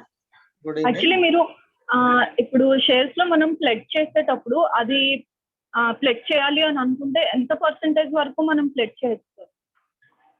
మన ఇష్టమే అది. ఎంత పర్సెంటేజ్ అంటే ఎన్ని షేర్లు పెడుతున్నాం అని. 100 షేర్లు ఉన్నాయనుకోండి, 50 షేర్లు పెట్టచ్చు. మన రిక్వైర్డ్ అమౌంట్ బట్టి మనకి 10,000 కావాలనుకోండి, ఆ షేర్ వాల్యూ 20,000 ఉన్నది. ఆ 100 షేర్లు 20,000 అవుతుంది అనుకోండి, మనం 50 షేర్లే పెడతాం ప్లెడ్జ్. ఓకే, అంటే హాఫ్ ఆఫ్ మనం పెట్టుకున్నా నో ప్రాబ్లం అన్నమాట. హాఫ్ అని కాదు, ఒక షేర్ అయినా పెట్టచ్చు మీరు ప్లెడ్జ్.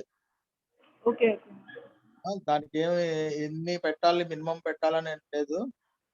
ఒక షేర్ అయినా పెట్టచ్చు, వాల్యూని బట్టి. అంటే సార్ నాకు మ్యూచువల్ ఫండ్స్ గురించి కూడా డౌట్స్ ఉన్నాయి. అసలు అది ఎలా, వాటి కమిషన్స్ ఎలా ఉంటాయి, వాటి ప్రాఫిట్స్ ఎలా ఉంటాయి అనేది కూడా. అది ఒక క్లాస్ ఉందండి, ఈ 15 days లో దాని గురించి ఒక క్లాస్ ఉంది, దాంట్లో చెప్తాను. ఈ రోజు జరిగిన సెషన్స్ మీద అడగండి డౌట్స్. ఫర్దర్ డౌట్స్ ఏమి అడగదు. ఈ రోజు ఏవైతే స్లైడ్స్ అయినాయో వాటి మీద మాత్రమే. Hello sir. సార్ ఇప్పుడు మనము అంటే మీరు చెప్పారు కదా సార్, మార్జిన్ 10% పెట్టుకుని షేర్స్ కొనుక్కోవచ్చు అని. అట్లా ఇప్పుడు మార్జిన్ 10% పెట్టుకున్నప్పుడు ఒకవేళ షేర్ వాల్యూ కనుక తగ్గితే మనం పెట్టిన మార్జిన్ వాల్యూ కూడా తగ్గిపోతుందా సార్? అంటే మనం లాస్ అవుతామా మార్జిన్ లో ఏమన్నా, లేకపోతే మన మార్జిన్ యాజ్ ఇస్ కాన్స్టెంట్ గానే ఉంటుందా? మన మార్జిన్ కాన్స్టెంట్ గానే ఉంటుంది. మనం కొన్న షేర్ వాల్యూ తగ్గితే మనం ఆ డేలో మనం లాస్ కి అమ్మితే ఆ లాస్ అమౌంట్ లో తగ్గిపోద్ది. ఇప్పుడు సపోజ్ 2,000 లాస్ కి అమ్మిస్తారు అనుకోండి, ఆ 2,000 తగ్గిపోతుంది. నెక్స్ట్ డేకి మీ మార్జిన్ 8,000 అయిపోతుంది.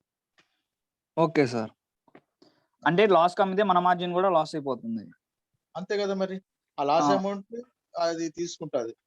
Okay sir. Okay, thank you sir. అది ఏమైనా ఫిగర్స్ లో ఏమైనా ఎక్స్ప్లెయిన్ చేయగలరా వాళ్ళకి?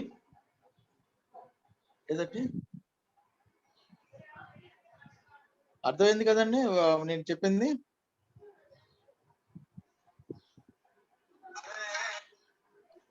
సాయి తేజ గారు. సార్ సార్ ప్లెడ్జ్ అంటే ఏంటి సార్? అది ప్లెడ్జ్ ప్లెడ్జ్ ప్లెడ్జ్ అంటే హామీ ఇవ్వడం అన్నమాట. ఒకవేళ నేను డబ్బులు కట్టకపోతే ఆ షేర్లు అమ్మేసుకోండి అని చెప్పి. సో ఆ అమౌంట్ మనకి మన అకౌంట్ లో క్రెడిట్ చేస్తారు ప్లెడ్జ్ పెట్టిన తర్వాత. సో అదేంటంటే అప్పు తీసుకున్నట్టు అన్నమాట. ప్లెడ్జ్ పెట్టి అప్పు తీసుకున్నట్టు.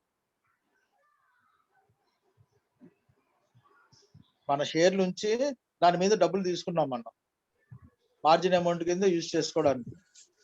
ఒకవేళ మార్జిన్ అమౌంట్ కట్టలేకపోయి ఉంటే మళ్ళీ వాపస్ అమౌంట్ కట్టకపోతే ఆ ప్లెడ్జ్ రిలీజ్ చేయరు.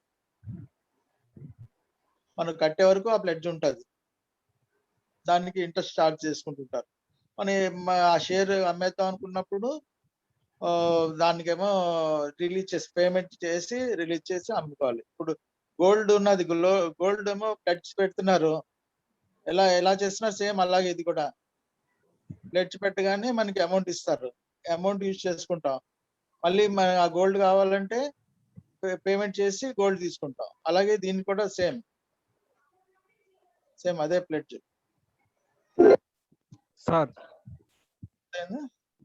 హలో సార్, మార్జిన్స్ ఒక్కసారి ఫిగర్స్ చెప్పరా? Example margins shares margin sir, figures లో జస్ట్ ఎగ్జాంపుల్. అదే ఫిగర్స్ లో చెప్తాను. మార్జిన్ అంటే ఏం లేదు, మీరు అంటే డే ట్రేడింగ్ చేసుకునే వాళ్ళు మార్జిన్ పెట్టాలన్నమాట. అంటే సేమ్ డే కొని అమ్ముకోవడానికి అన్నమాట. ఈ రోజు కొన్నది సాయంత్రం 3:30 లోపు అమ్మేయాలి. అంటే పూర్తి పేమెంట్ చేయకుండా కొద్ది ప్రాఫిట్ రాగానే అమ్మేసుకోవచ్చు అన్నమాట. అలాగా 10% వరకు మార్జిన్ తీసుకుంటారు. కొంతమంది ఏమో 5% తీసుకుంటారు, కొంతమంది 10% తీసుకుంటారు. మార్జిన్ అమౌంట్ కూడా ఏ రోజుకి ఆ రోజు మారిపోతూ ఉంటది. కొన్ని షేర్లకేమో 50% తీసుకుంటారు, కొన్ని షేర్లకి 100% కూడా తీసుకుంటారు. సో స్టాక్ ఎక్స్చేంజ్ వెబ్సైట్ కి వెళ్తే దాంట్లో మార్జిన్స్ రిక్వైర్మెంట్ ఉంటుంది. ఏ షేర్ కి ఎంత మార్జిన్ అని.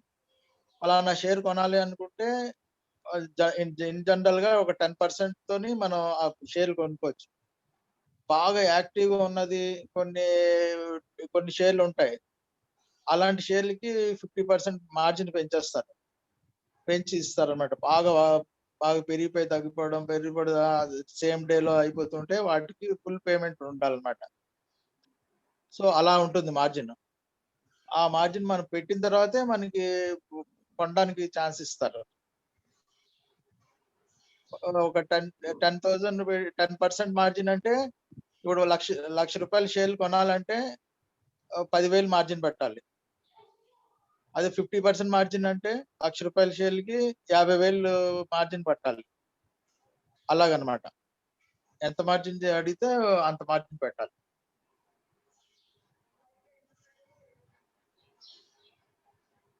అర్థమైందండి? కౌసర్ గారు. సార్ మార్జిన్ ఆఫ్ పేమెంట్స్ అంటే ఏంటి సార్? మార్జిన్ ఆఫ్ పేమెంట్ అంటే సేమ్ ఇదే మార్జిన్. ఇప్పుడు చెప్పాను కదా, సేమ్ అదే ఆన్సర్ అది. ఇప్పుడు మనం ఏమైనా మార్జిన్ ఆఫ్ పేమెంట్ కడుతున్నామంటే మనం ఎక్సెస్ అమౌంట్ కొనుక్కోవడానికి ఒక 10,000 పెట్టి 1,00,000 షేర్లు కొనాలనుకుంటే ఒక 10,000 పెట్టి కొనుక్కుంటున్నామంటే మార్జిన్ అన్నమాట. కంపెనీ వాళ్ళు పెడతారు ఒక్కొక్క షేర్ కి ఇంత మార్జిన్ అని చెప్పి. ఆ మార్జిన్ కడితేనే మనకి అలౌ చేస్తారు. ఆ ఇంట్రాడే చేసుకునే వాళ్ళకి జనరల్ గా ఈ మార్జిన్ అన్నమాట. సో ఆ రోజు సాయంత్రం వరకు కొన్న షేర్లు ఉంచుకోవచ్చు అన్నమాట. 1,00,000 రూపాయల షేర్లు కొనుక్కొని సాయంత్రం వరకు ఉంచుకొని అమ్మేసుకోవచ్చు. సాయంత్రం లోపు పెరిగినా తగ్గినా సరే కవర్ చేసుకోవాలి ఆ మార్జిన్.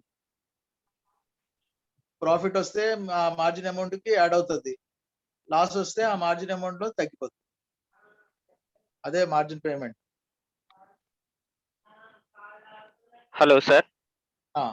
చెప్పండి సార్, ఈ షేర్ ప్లెడ్జ్డ్ షేర్స్ కాదా అనేది మనకి ఎలా తెలుస్తుంది సార్ స్టాక్ మార్కెట్ లో? అంటే మనం ఏమైనా చెక్ చేసుకోవడానికి వీలవుతుంది సార్? అన్ని ట్రేడ్ అయ్యేవన్నీ ప్లెడ్జ్డ్ షేర్స్ ట్రేడ్ చేసుకోవచ్చు. Okay okay sir, thank you sir. చెప్పండి సార్, బ్రోకింగ్ అకౌంట్ ఒకసారి చెప్పరా? Trading account. Broking sir. అదే బ్రోకింగ్ అన్నా ట్రేడింగ్ అన్నా ఉంటాయి. అంటే అవునా మీరు అడిగేది బ్రోకింగ్ కమిషన్ గురించి అడుగుతున్నారా, లేకపోతే ట్రేడింగ్ అకౌంట్ అప్లికేషన్ ఎలా ఓపెన్ చేస్తారని అడుగుతున్నారా?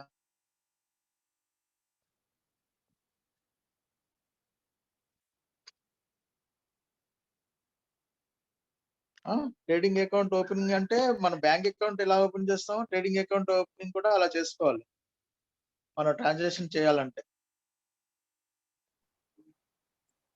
హలో హలో చెప్పండి సార్, ఇది స్టాక్ బ్రోకింగ్ కంపెనీస్ ఉంటాయి కదా, ఏంజల్ బ్రోకింగ్ కానీ జీరోదా. అవును. దాంట్లో మనం ఇన్వెస్ట్ చేసి ఉంటాము. ఆ కంపెనీస్ వల్ల ప్రాబ్లం వచ్చి ఆ కంపెనీస్ తీసేయడం జరుగుతాయి. మన షేర్స్ అవి మనకి రిట్రీవ్ చేసుకోవడానికి ఛాన్సెస్ ఎట్లా ఉంటాయి? అంటే నాకు అర్థం కాలేదు. ఇప్పుడు ఆ కంపెనీస్ క్లోజ్ చేయడం ఏదో ప్రాబ్లం వచ్చి ఉండడం ఉంటుంది. మన షేర్స్ కొనేటప్పుడు ఇన్వెస్ట్ చేసి ఉంటాం దాంట్లో. అవును.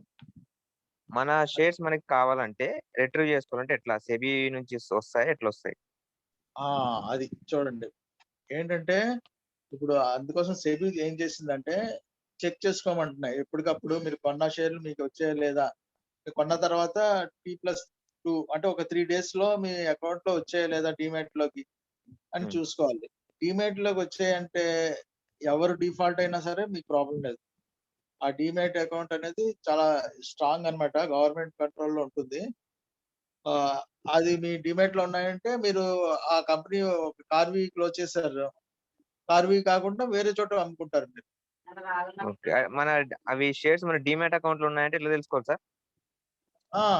డిమాట్ అకౌంట్ లో ఉన్నాయంటే మీరు ఎక్కడైనా అమ్ముకోవచ్చు.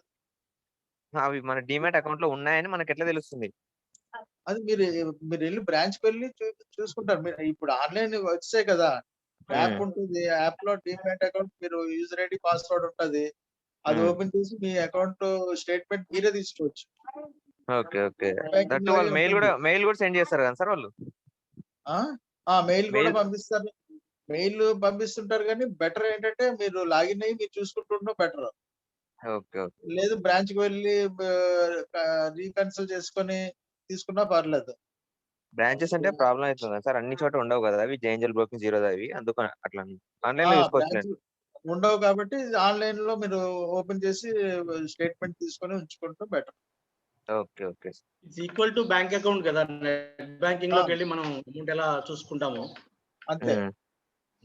Hello sir. చెప్పండి. క్యాష్ సెగ్మెంట్ T+2 చెప్పారు కదా సార్, అది అర్థం కాదు, ఒకసారి చెప్పండి సార్. అంటే ఇప్పుడు మీరు షేర్లు అమ్ముతారు కదా, ఒకవేళ ప్రైమరీ మార్కెట్ లో అలాట్ అయింది మీకు, సెకండరీ మార్కెట్ లో అమ్మారు. సెకండరీ మార్కెట్ లో ఆ షేర్లు అమ్మిన తర్వాత మీ అమౌంట్ మీకు ఎప్పుడు వస్తుంది? T+2 అన్నమాట. అంటే ట్రేడింగ్ డే. ట్రేడింగ్ డే అంటే ఈ రోజు ట్రేడ్ చేస్తే ఈ రోజు నుంచి 2 రోజులు అన్నమాట. 2 రోజులు కూడా మధ్యలో హాలిడే సాటర్డే సండే ఉన్నదనుకోండి, సాటర్డే సండే కూడా తీసేయాలి. ఏదైనా హాలిడే ఉన్నా తీసేయాలి. వర్కింగ్ డేస్ అన్నమాట. 2 వర్కింగ్ డేస్ అయిన తర్వాత మీకు మీ అమౌంట్ వస్తుంది, మీ బ్యాంక్ అకౌంట్ కి ఆ అమౌంట్ వస్తుంది అన్నమాట. T+2 అంటే అది సేమ్. అలాగే షేర్స్ కూడా అంతే, మీరు పేమెంట్ చేసిన T+2 3 days కి అకౌంట్ కి వచ్చేస్తాయి.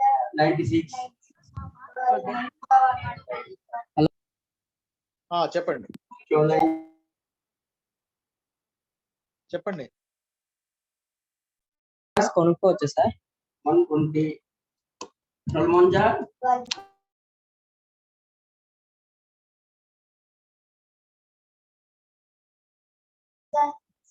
Hello hello sir. Hello sir. Sir ఇప్పుడు షేర్స్ మనం కంపెనీ ద్వారా కొనేటప్పుడు మనకి అదే వేరే కంపెనీ కూడా మన షేర్స్ కొనొచ్చా సార్? అట్ ఏ టైం 2 షేర్స్ కొనొచ్చా సార్ 2 కంపెనీస్ లో? నాకు అర్థం కాలేదు. అంటే పబ్లిక్ ఇష్యూలో ఐపీఓలోనా? ఐపీఓలో సార్, పబ్లిక్ ఇష్యూ. ఐపీఓలో ఎన్ని షేర్లైనా కొనొచ్చు. ఐపీఓ ఒక 4 కంపెనీలు ఐపీఓకి వస్తున్నాయంటే 4 కంపెనీకి అప్లై చేయొచ్చు మనం. Okay sir. అంటే దానికి సెబీ ఏవైనా రిస్ట్రిక్షన్స్ రూల్స్ కానీ ఏమైనా పెడుతుందా సార్? లేకపోతే మినిమం ఇన్ని షేర్స్ ఓపెన్ ఇంకా ఓపెన్ ఎన్ని ఒక 10 కంపెనీలు ఇష్యూ ఇచ్చినా సరే 10కి అప్లై చేయొచ్చు. మన షేర్లు అప్లై చేయడానికి మాత్రం 2 lakhs లోపు రిటైల్ ఇన్వెస్టర్ అని చెప్పింది. ఇన్వెస్టర్ 2 lakhs లోపు ఇన్వెస్ట్ చేయాలి. మనకి ప్రాఫిట్స్ వచ్చేటప్పుడు షేర్స్ విత్డ్రా చేసుకుంటాం సార్ మనీ. సార్ అది మనకి మనీ అనేది ఎన్ని డేస్ లో వస్తుంది సార్? అది 3 days లో వస్తుందా? ప్రాఫిట్ ఇప్పుడు మీరు అమ్మారు ఇప్పుడు 100 రూపాయలకి మీరు కొన్నారు, 120 రూపాయలకి అమ్మేశారు, 20 రూపాయలు ప్రాఫిట్ వచ్చింది అంటే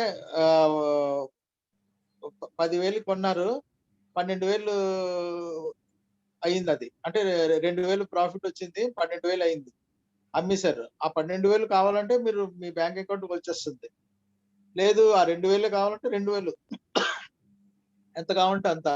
3 days T+2, అది కూడా T+2 లోనే వస్తుంది. ట్రేడింగ్ డే నుంచి 2 working days లో మీ అకౌంట్కి వస్తుంది. ఆ 12,000లో మీరు ఎంత కావాలంటే ఆ 2,000 కావాలంటే 2,000 తీసుకోవచ్చు, 5,000 కావాలంటే 5,000 తీసుకోవచ్చు, లేదు పూర్తిగా కావాలంటే పూర్తిగా తీసుకోవచ్చు. మళ్ళీ కొత్తగా మళ్ళీ ఇన్వెస్ట్ చేసుకోవచ్చు. Hello sir. చెప్పండి సార్. ఇప్పుడు అడ్వర్టైజ్మెంట్స్ వస్తున్నాయి కదా సార్, యాప్స్ ద్వారా అప్ స్టాక్ దీని ద్వారా చేసుకోమని. ఇలా యాప్స్ ద్వారా కాకుండా మనం డైరెక్ట్ గా స్టాక్ మార్కెట్ లో ఇన్వెస్ట్ చేయొచ్చా సార్? యాప్స్ ద్వారా ఎప్పుడు చేయకూడదు. మీరు యాప్స్ ద్వారా అంటే మీకు బాగా తెలుసుండి, ఆ యాప్ గురించి తెలుసుండి అది డౌన్లోడ్ చేసి చేయాలి. కానీ ఏది పడితే అది వచ్చింది, అడ్వర్టైజ్మెంట్ వచ్చింది అని చెప్పి దాంట్లో లాగిన్ అయిపోయి మీ డీటెయిల్స్ అన్ని ఇచ్చేసారంటే మాత్రం రిస్క్ లో పడతారు.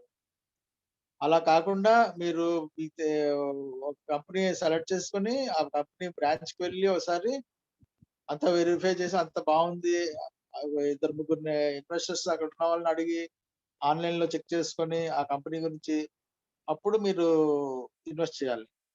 ఇన్వెస్ట్ చేసిన తర్వాత అప్పుడు వాళ్ళు యాప్ ఇస్తే ఆ యాప్ డౌన్లోడ్ చేసుకుని దాంట్లో మీరు ట్రేడింగ్ చేసుకోవచ్చు. Hello sir.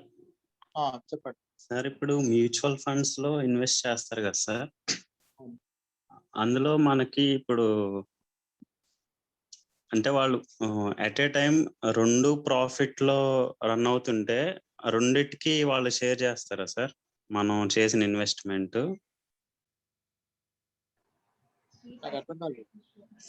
ఇప్పుడు మ్యూచువల్ ఫండ్స్ ఉన్నాయి కదా సార్.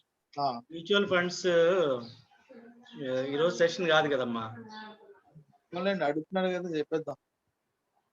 మ్యూచువల్ ఫండ్స్ లోని పెట్టిన అమౌంట్ వస్తుందా రాదా? అదే సార్. ఇప్పుడు 2 మ్యూచువల్ అంటే 2 డిఫరెంట్ కదా సార్ షేర్స్ కంపెనీస్. లేదు, 2 డిఫరెన్స్ ఏం ఉండదు. సెపరేట్ గా మీ హెచ్డిఎఫ్సి మ్యూచువల్ ఫండ్ లో పెడితే హెచ్డిఎఫ్సి మ్యూచువల్ ఫండ్ ఒక దాంట్లో పెట్టచ్చు, ఎస్బీఐ మ్యూచువల్ ఫండ్ అంటే ఎస్బీఐ మ్యూచువల్ ఫండ్ లో ఎక్కడ పెట్టుకుంటే అక్కడ వస్తుంది. మీకు ఇంకా డీటెయిల్ గా మ్యూచువల్ ఫండ్ సెషన్ ఉన్నది. ఈ 15 days లో ఒక రోజు ఉంది. ఆ రోజు మీరు ఉంటే మీకు క్లియర్ గా అర్థం అవుతుంది. నెక్స్ట్ చెప్పండి.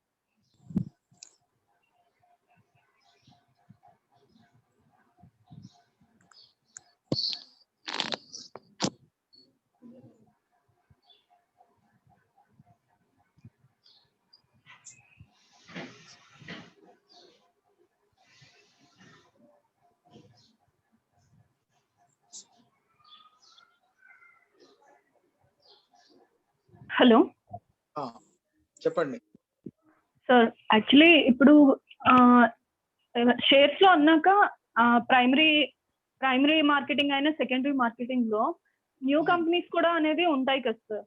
అంటే మరి మనం న్యూ కంపెనీస్ లో కూడా షేర్లు అనేది మనం పర్చేస్ చేయాలంటే అది ఎంతవరకు సేఫ్, దట్టు మనం ఎలా చూస్ చేసుకోవాలి అని అడుగుతున్నాం. అదే న్యూ కంపెనీ షేర్స్ అంటే పబ్లిక్ ఇష్యూకి వచ్చిన షేర్ న్యూ కంపెనీస్ అంటారు.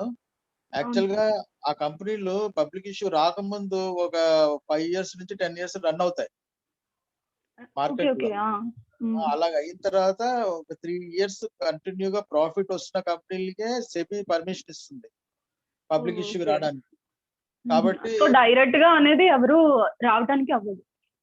డైరెక్ట్ గా రావడానికి అవ్వదు. 3 days ప్రాఫిట్ లో ఉన్నది చాలా కండిషన్స్ పెట్టి ఐపీఓకి పర్మిషన్ ఇస్తుంది సెబీ. అవన్నీ బాగుంటేనే అది వస్తాయి. వచ్చిన తర్వాత మనం జడ్జ్ చేసుకుని తీసుకోవాలన్నమాట.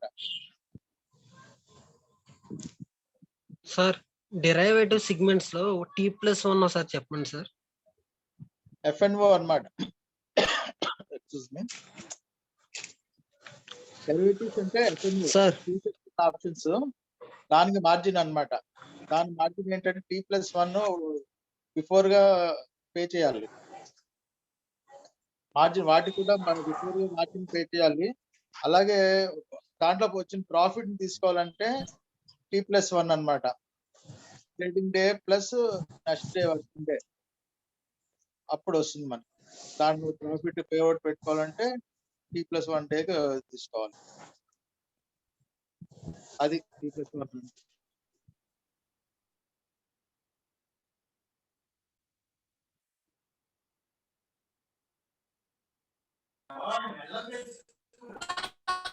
హలో చెప్పండి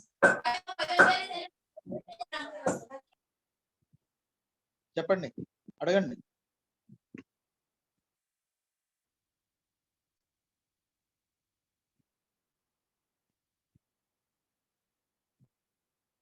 హలో హలో సార్. సార్ ఈరోజు trading account demat account open చేయండి అని చెప్పినారు కదా సార్. అందులోనూ 2 documents మ్యాండేటరీ, వాలంటరీ అని చెప్పినారు. అంటే 2 దానికి సిగ్నేచర్ చేయాలా లేకుంటే ఒక దానికి సిగ్నేచర్ చేయాలా సార్? రెండింటికి చేయాలండి. వాలంటరీ అంటే వాలంటరీ అంటే మీకు ఓకే అంటే చేయొచ్చు, మీకు అవసరం. ఇప్పుడు వాలంటరీ దాంట్లో పవర్ ఆఫ్ అటర్నీ ఉంది. పవర్ ఆఫ్ అటర్నీ మీకు ఓకే అనుకుంటే పెడతారు. లేదు నాకు అవసరం లేదు, నేను లాంగ్ టర్మ్ ఇన్వెస్టర్ని, నాకు అవసరం లేదు, నేను డెలివరీ ఇన్స్ట్రక్షన్ నేను వచ్చి బ్రాంచ్కి వచ్చి ఇచ్చుకుంటాను, నాకు అవసరం లేదు అంటే దాన్ని సైన్ చేయని అవసరం లేదు. అలాగే మీకు ఆన్లైన్ లో మీకు ఫిజికల్ ఫార్మ్స్ వద్దు, నాకు కాంట్రాక్ట్ నోట్స్ ఫిజికల్ గా వస్తాయి. ఆ ఫిజికల్ వచ్చి నాకు ఈమెయిల్ లో పంపించేయండి అని చెప్పి ఇంకో ఫామ్ ఉంది. అది ఆన్లైన్ వద్దు, నాకు ఫిజికల్ గా కావాలంటే అది సైన్ చేయరు. సో అవన్నీ ఆప్షనల్ అన్నమాట.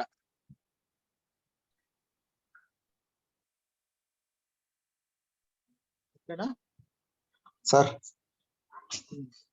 అంటే కంపెనీలు రిటర్న్ తీసుకుంటాయి కదా సార్ కొన్ని షేర్స్, మామూలుగా ఎప్పుడన్నా అడిగినప్పుడు. అప్పుడు మనము 100 rupees లో కొనింటాము.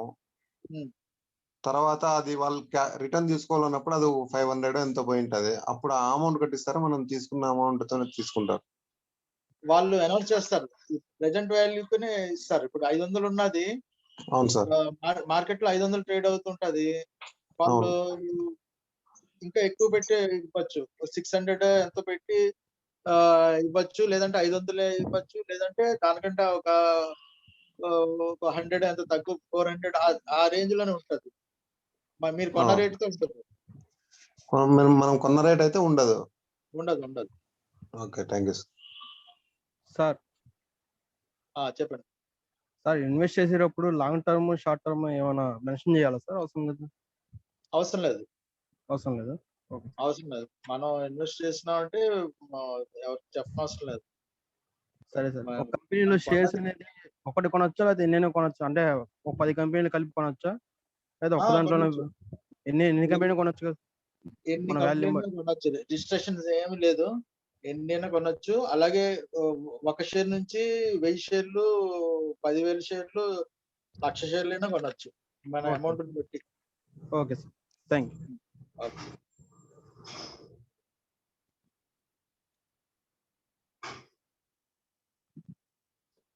సార్ హలో అడగండి. హలో సార్ చెప్పండి. మీరు చెప్పారు కదా సార్, అదే అబ్స్ట్రాక్ట్స్ అలాంటి వాటిలోని ఓపెన్ చేసుకోకూడదని. ఎక్కడ? అదే సార్, అదే demat account, abstracts, Angel broking కొన్ని యాప్స్ ఉన్నాయి కదా సార్, అందులోని ఓపెన్ చేసుకోకూడదని అన్నారు కదా సార్. అవును. మరి మరి ఎక్కడ సార్ ఓపెన్ చేసుకోవాలి?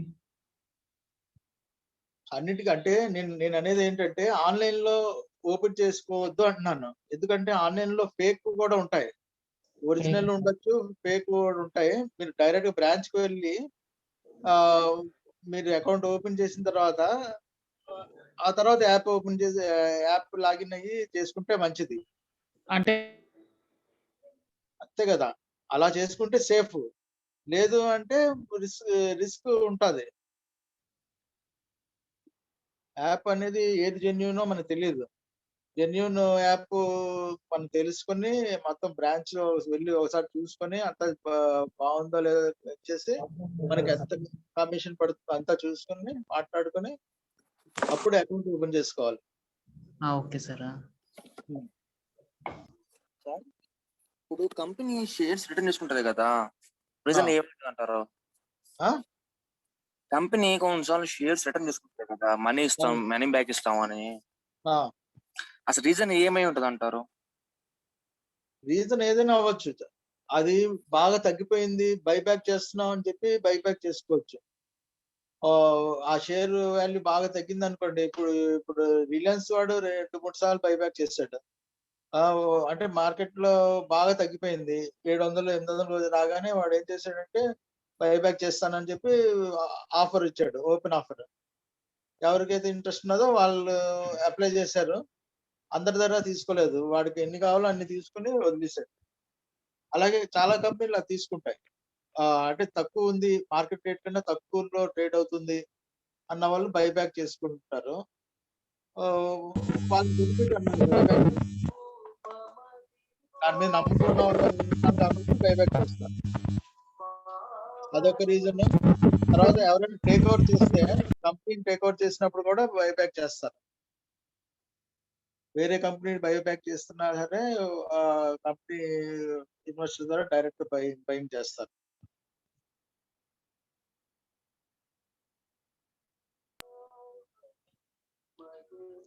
ఓకేనా?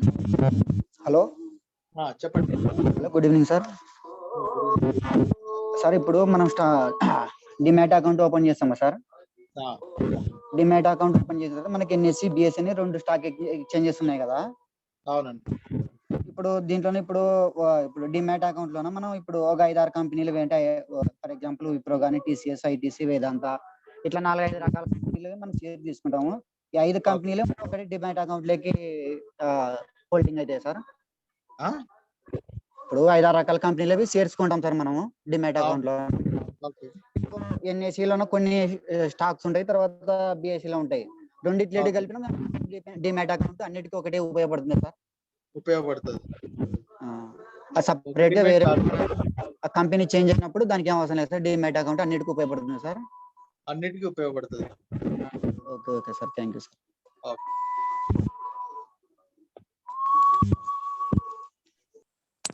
సార్ ఇప్పుడు ఐపీఓలో ఎన్ని షేర్స్ అయినా కొనొచ్చు అన్నారు, అదే విధంగా ఎఫ్పీలో కూడా డిఫరెంట్ కంపెనీ షేర్స్ కొనొచ్చా సార్?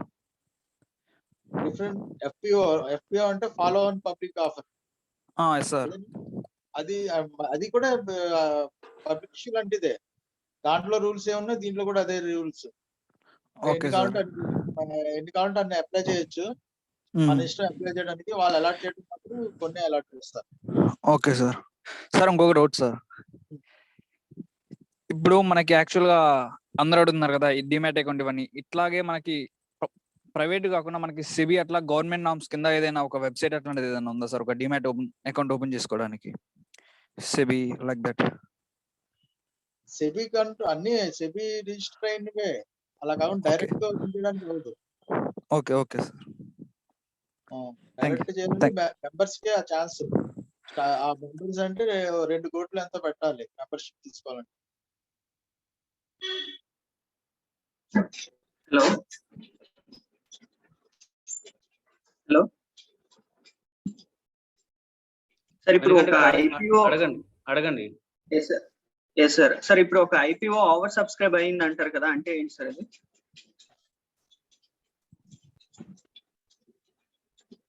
హలో హలో హలో అడగండి. సార్, అంటే ఇప్పుడు ఒక ఐపీఓ ఓవర్ సబ్స్క్రైబ్ అయింది అంటారు కదా సార్, అంటే దాని మీనింగ్ ఏంటి సార్? అంటే వాడు కంపెనీ వాడు 1,00,000 షేర్లకే పబ్లిక్ ఇష్యూకి వచ్చాడు. జనాలు మాత్రం ఒక 10 లక్షలు జనాలు అప్లై చేశారు దానికి. 10 లక్షలు అంటే 10 టైమ్స్ ఓవర్ సబ్స్క్రైబ్ అయింది అని చెప్తారు. అర్థమైందా? Okay sir. ఇంకా సార్, ఇంకా ఐపీఓలో ఇప్పుడు మనం అప్లై చేసుకుంటే అప్లై చేసుకున్న వాళ్ళందరికీ వచ్చే ఛాన్స్ ఉంటాయి, లేకపోతే వాళ్ళు ఏమైనా సర్టెన్ క్రైటీరియా ఏమైనా ఉంటుంది సార్? అంటే మనకి అంటే ఇప్పుడు 10 లక్షలు అప్లై చేస్తే 1,00,000 షేర్లకి 10 లక్షల మంది అప్లై చేస్తే అందరికి ఇలా ఇచ్చేస్తారు? ఇవ్వడానికి ఉండదు. వాళ్ళు తక్కువ కాబట్టి ప్రొపోర్షనేట్ గా అలాట్ చేస్తారు. ఆ 1,00,000 మంది కూడా ప్రొపోర్షనేట్ గానే అలాట్ చేస్తారు 1,00,000 షేర్లు కూడా. అంటే మనకి ఆ షేర్స్ అనేవి మనకి అలౌట్ అవ్వడం అంటే అది ర్యాండమ్ గా జరుగుతుందా సార్? అది అంతే, ర్యాండమ్ ఉంటుంది. ర్యాండమ్ గా 1,00,000 మందికి 10 లక్షల మందికి 1,00,000 మంది తీసుకుంటారు. మిగతా వాళ్ళకి రిటర్న్ పంపించేస్తారు. Okay sir, thank you. Sir, this is the last one sir from sir company Venkatesh గారు ఎవరో సంథింగ్ అన్మ్యూట్ చేసుకొని క్వశ్చన్ అడగండి sir. Me last question for the day.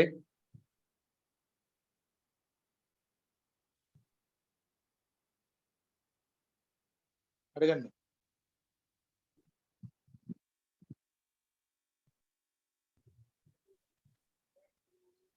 Hello అడగండి. సార్, షేరు పెరిగింది, కాస్ట్ తగ్గింది, అది ఎవరు డిసైడ్ చేస్తారు సార్? స్టాక్ ఎక్స్చేంజ్ లో కొనడం అమ్మడం జరుగుతూ ఉంటది. Okay sir. 9:15 స్టార్ట్ అయ్యి ఈవినింగ్ 3:30 వరకు ట్రేడ్ అవుతుంటాయి. Okay sir. అవి మొత్తం లక్షల మంది ట్రేడ్ చేస్తుంటారు ప్రతి షేర్ మీదని. సో అది డిమాండ్ అండ్ సప్లై మీద పెరగడం తగ్గడం జరుగుతుంటది. రైట్ సార్ కరీముల్లా గారు. ఓకే అండి. ఐ హోప్ అందరూ లింక్ లో అటెండెన్స్ అయ్యి మార్క్ చేసి ఉంటారు ఫీడ్బ్యాక్ ఫామ్ లో. Okay. Thank you sir Karimulla గారు. Thank you all the participants. Have a nice day. Have a safe Sunday. Good night.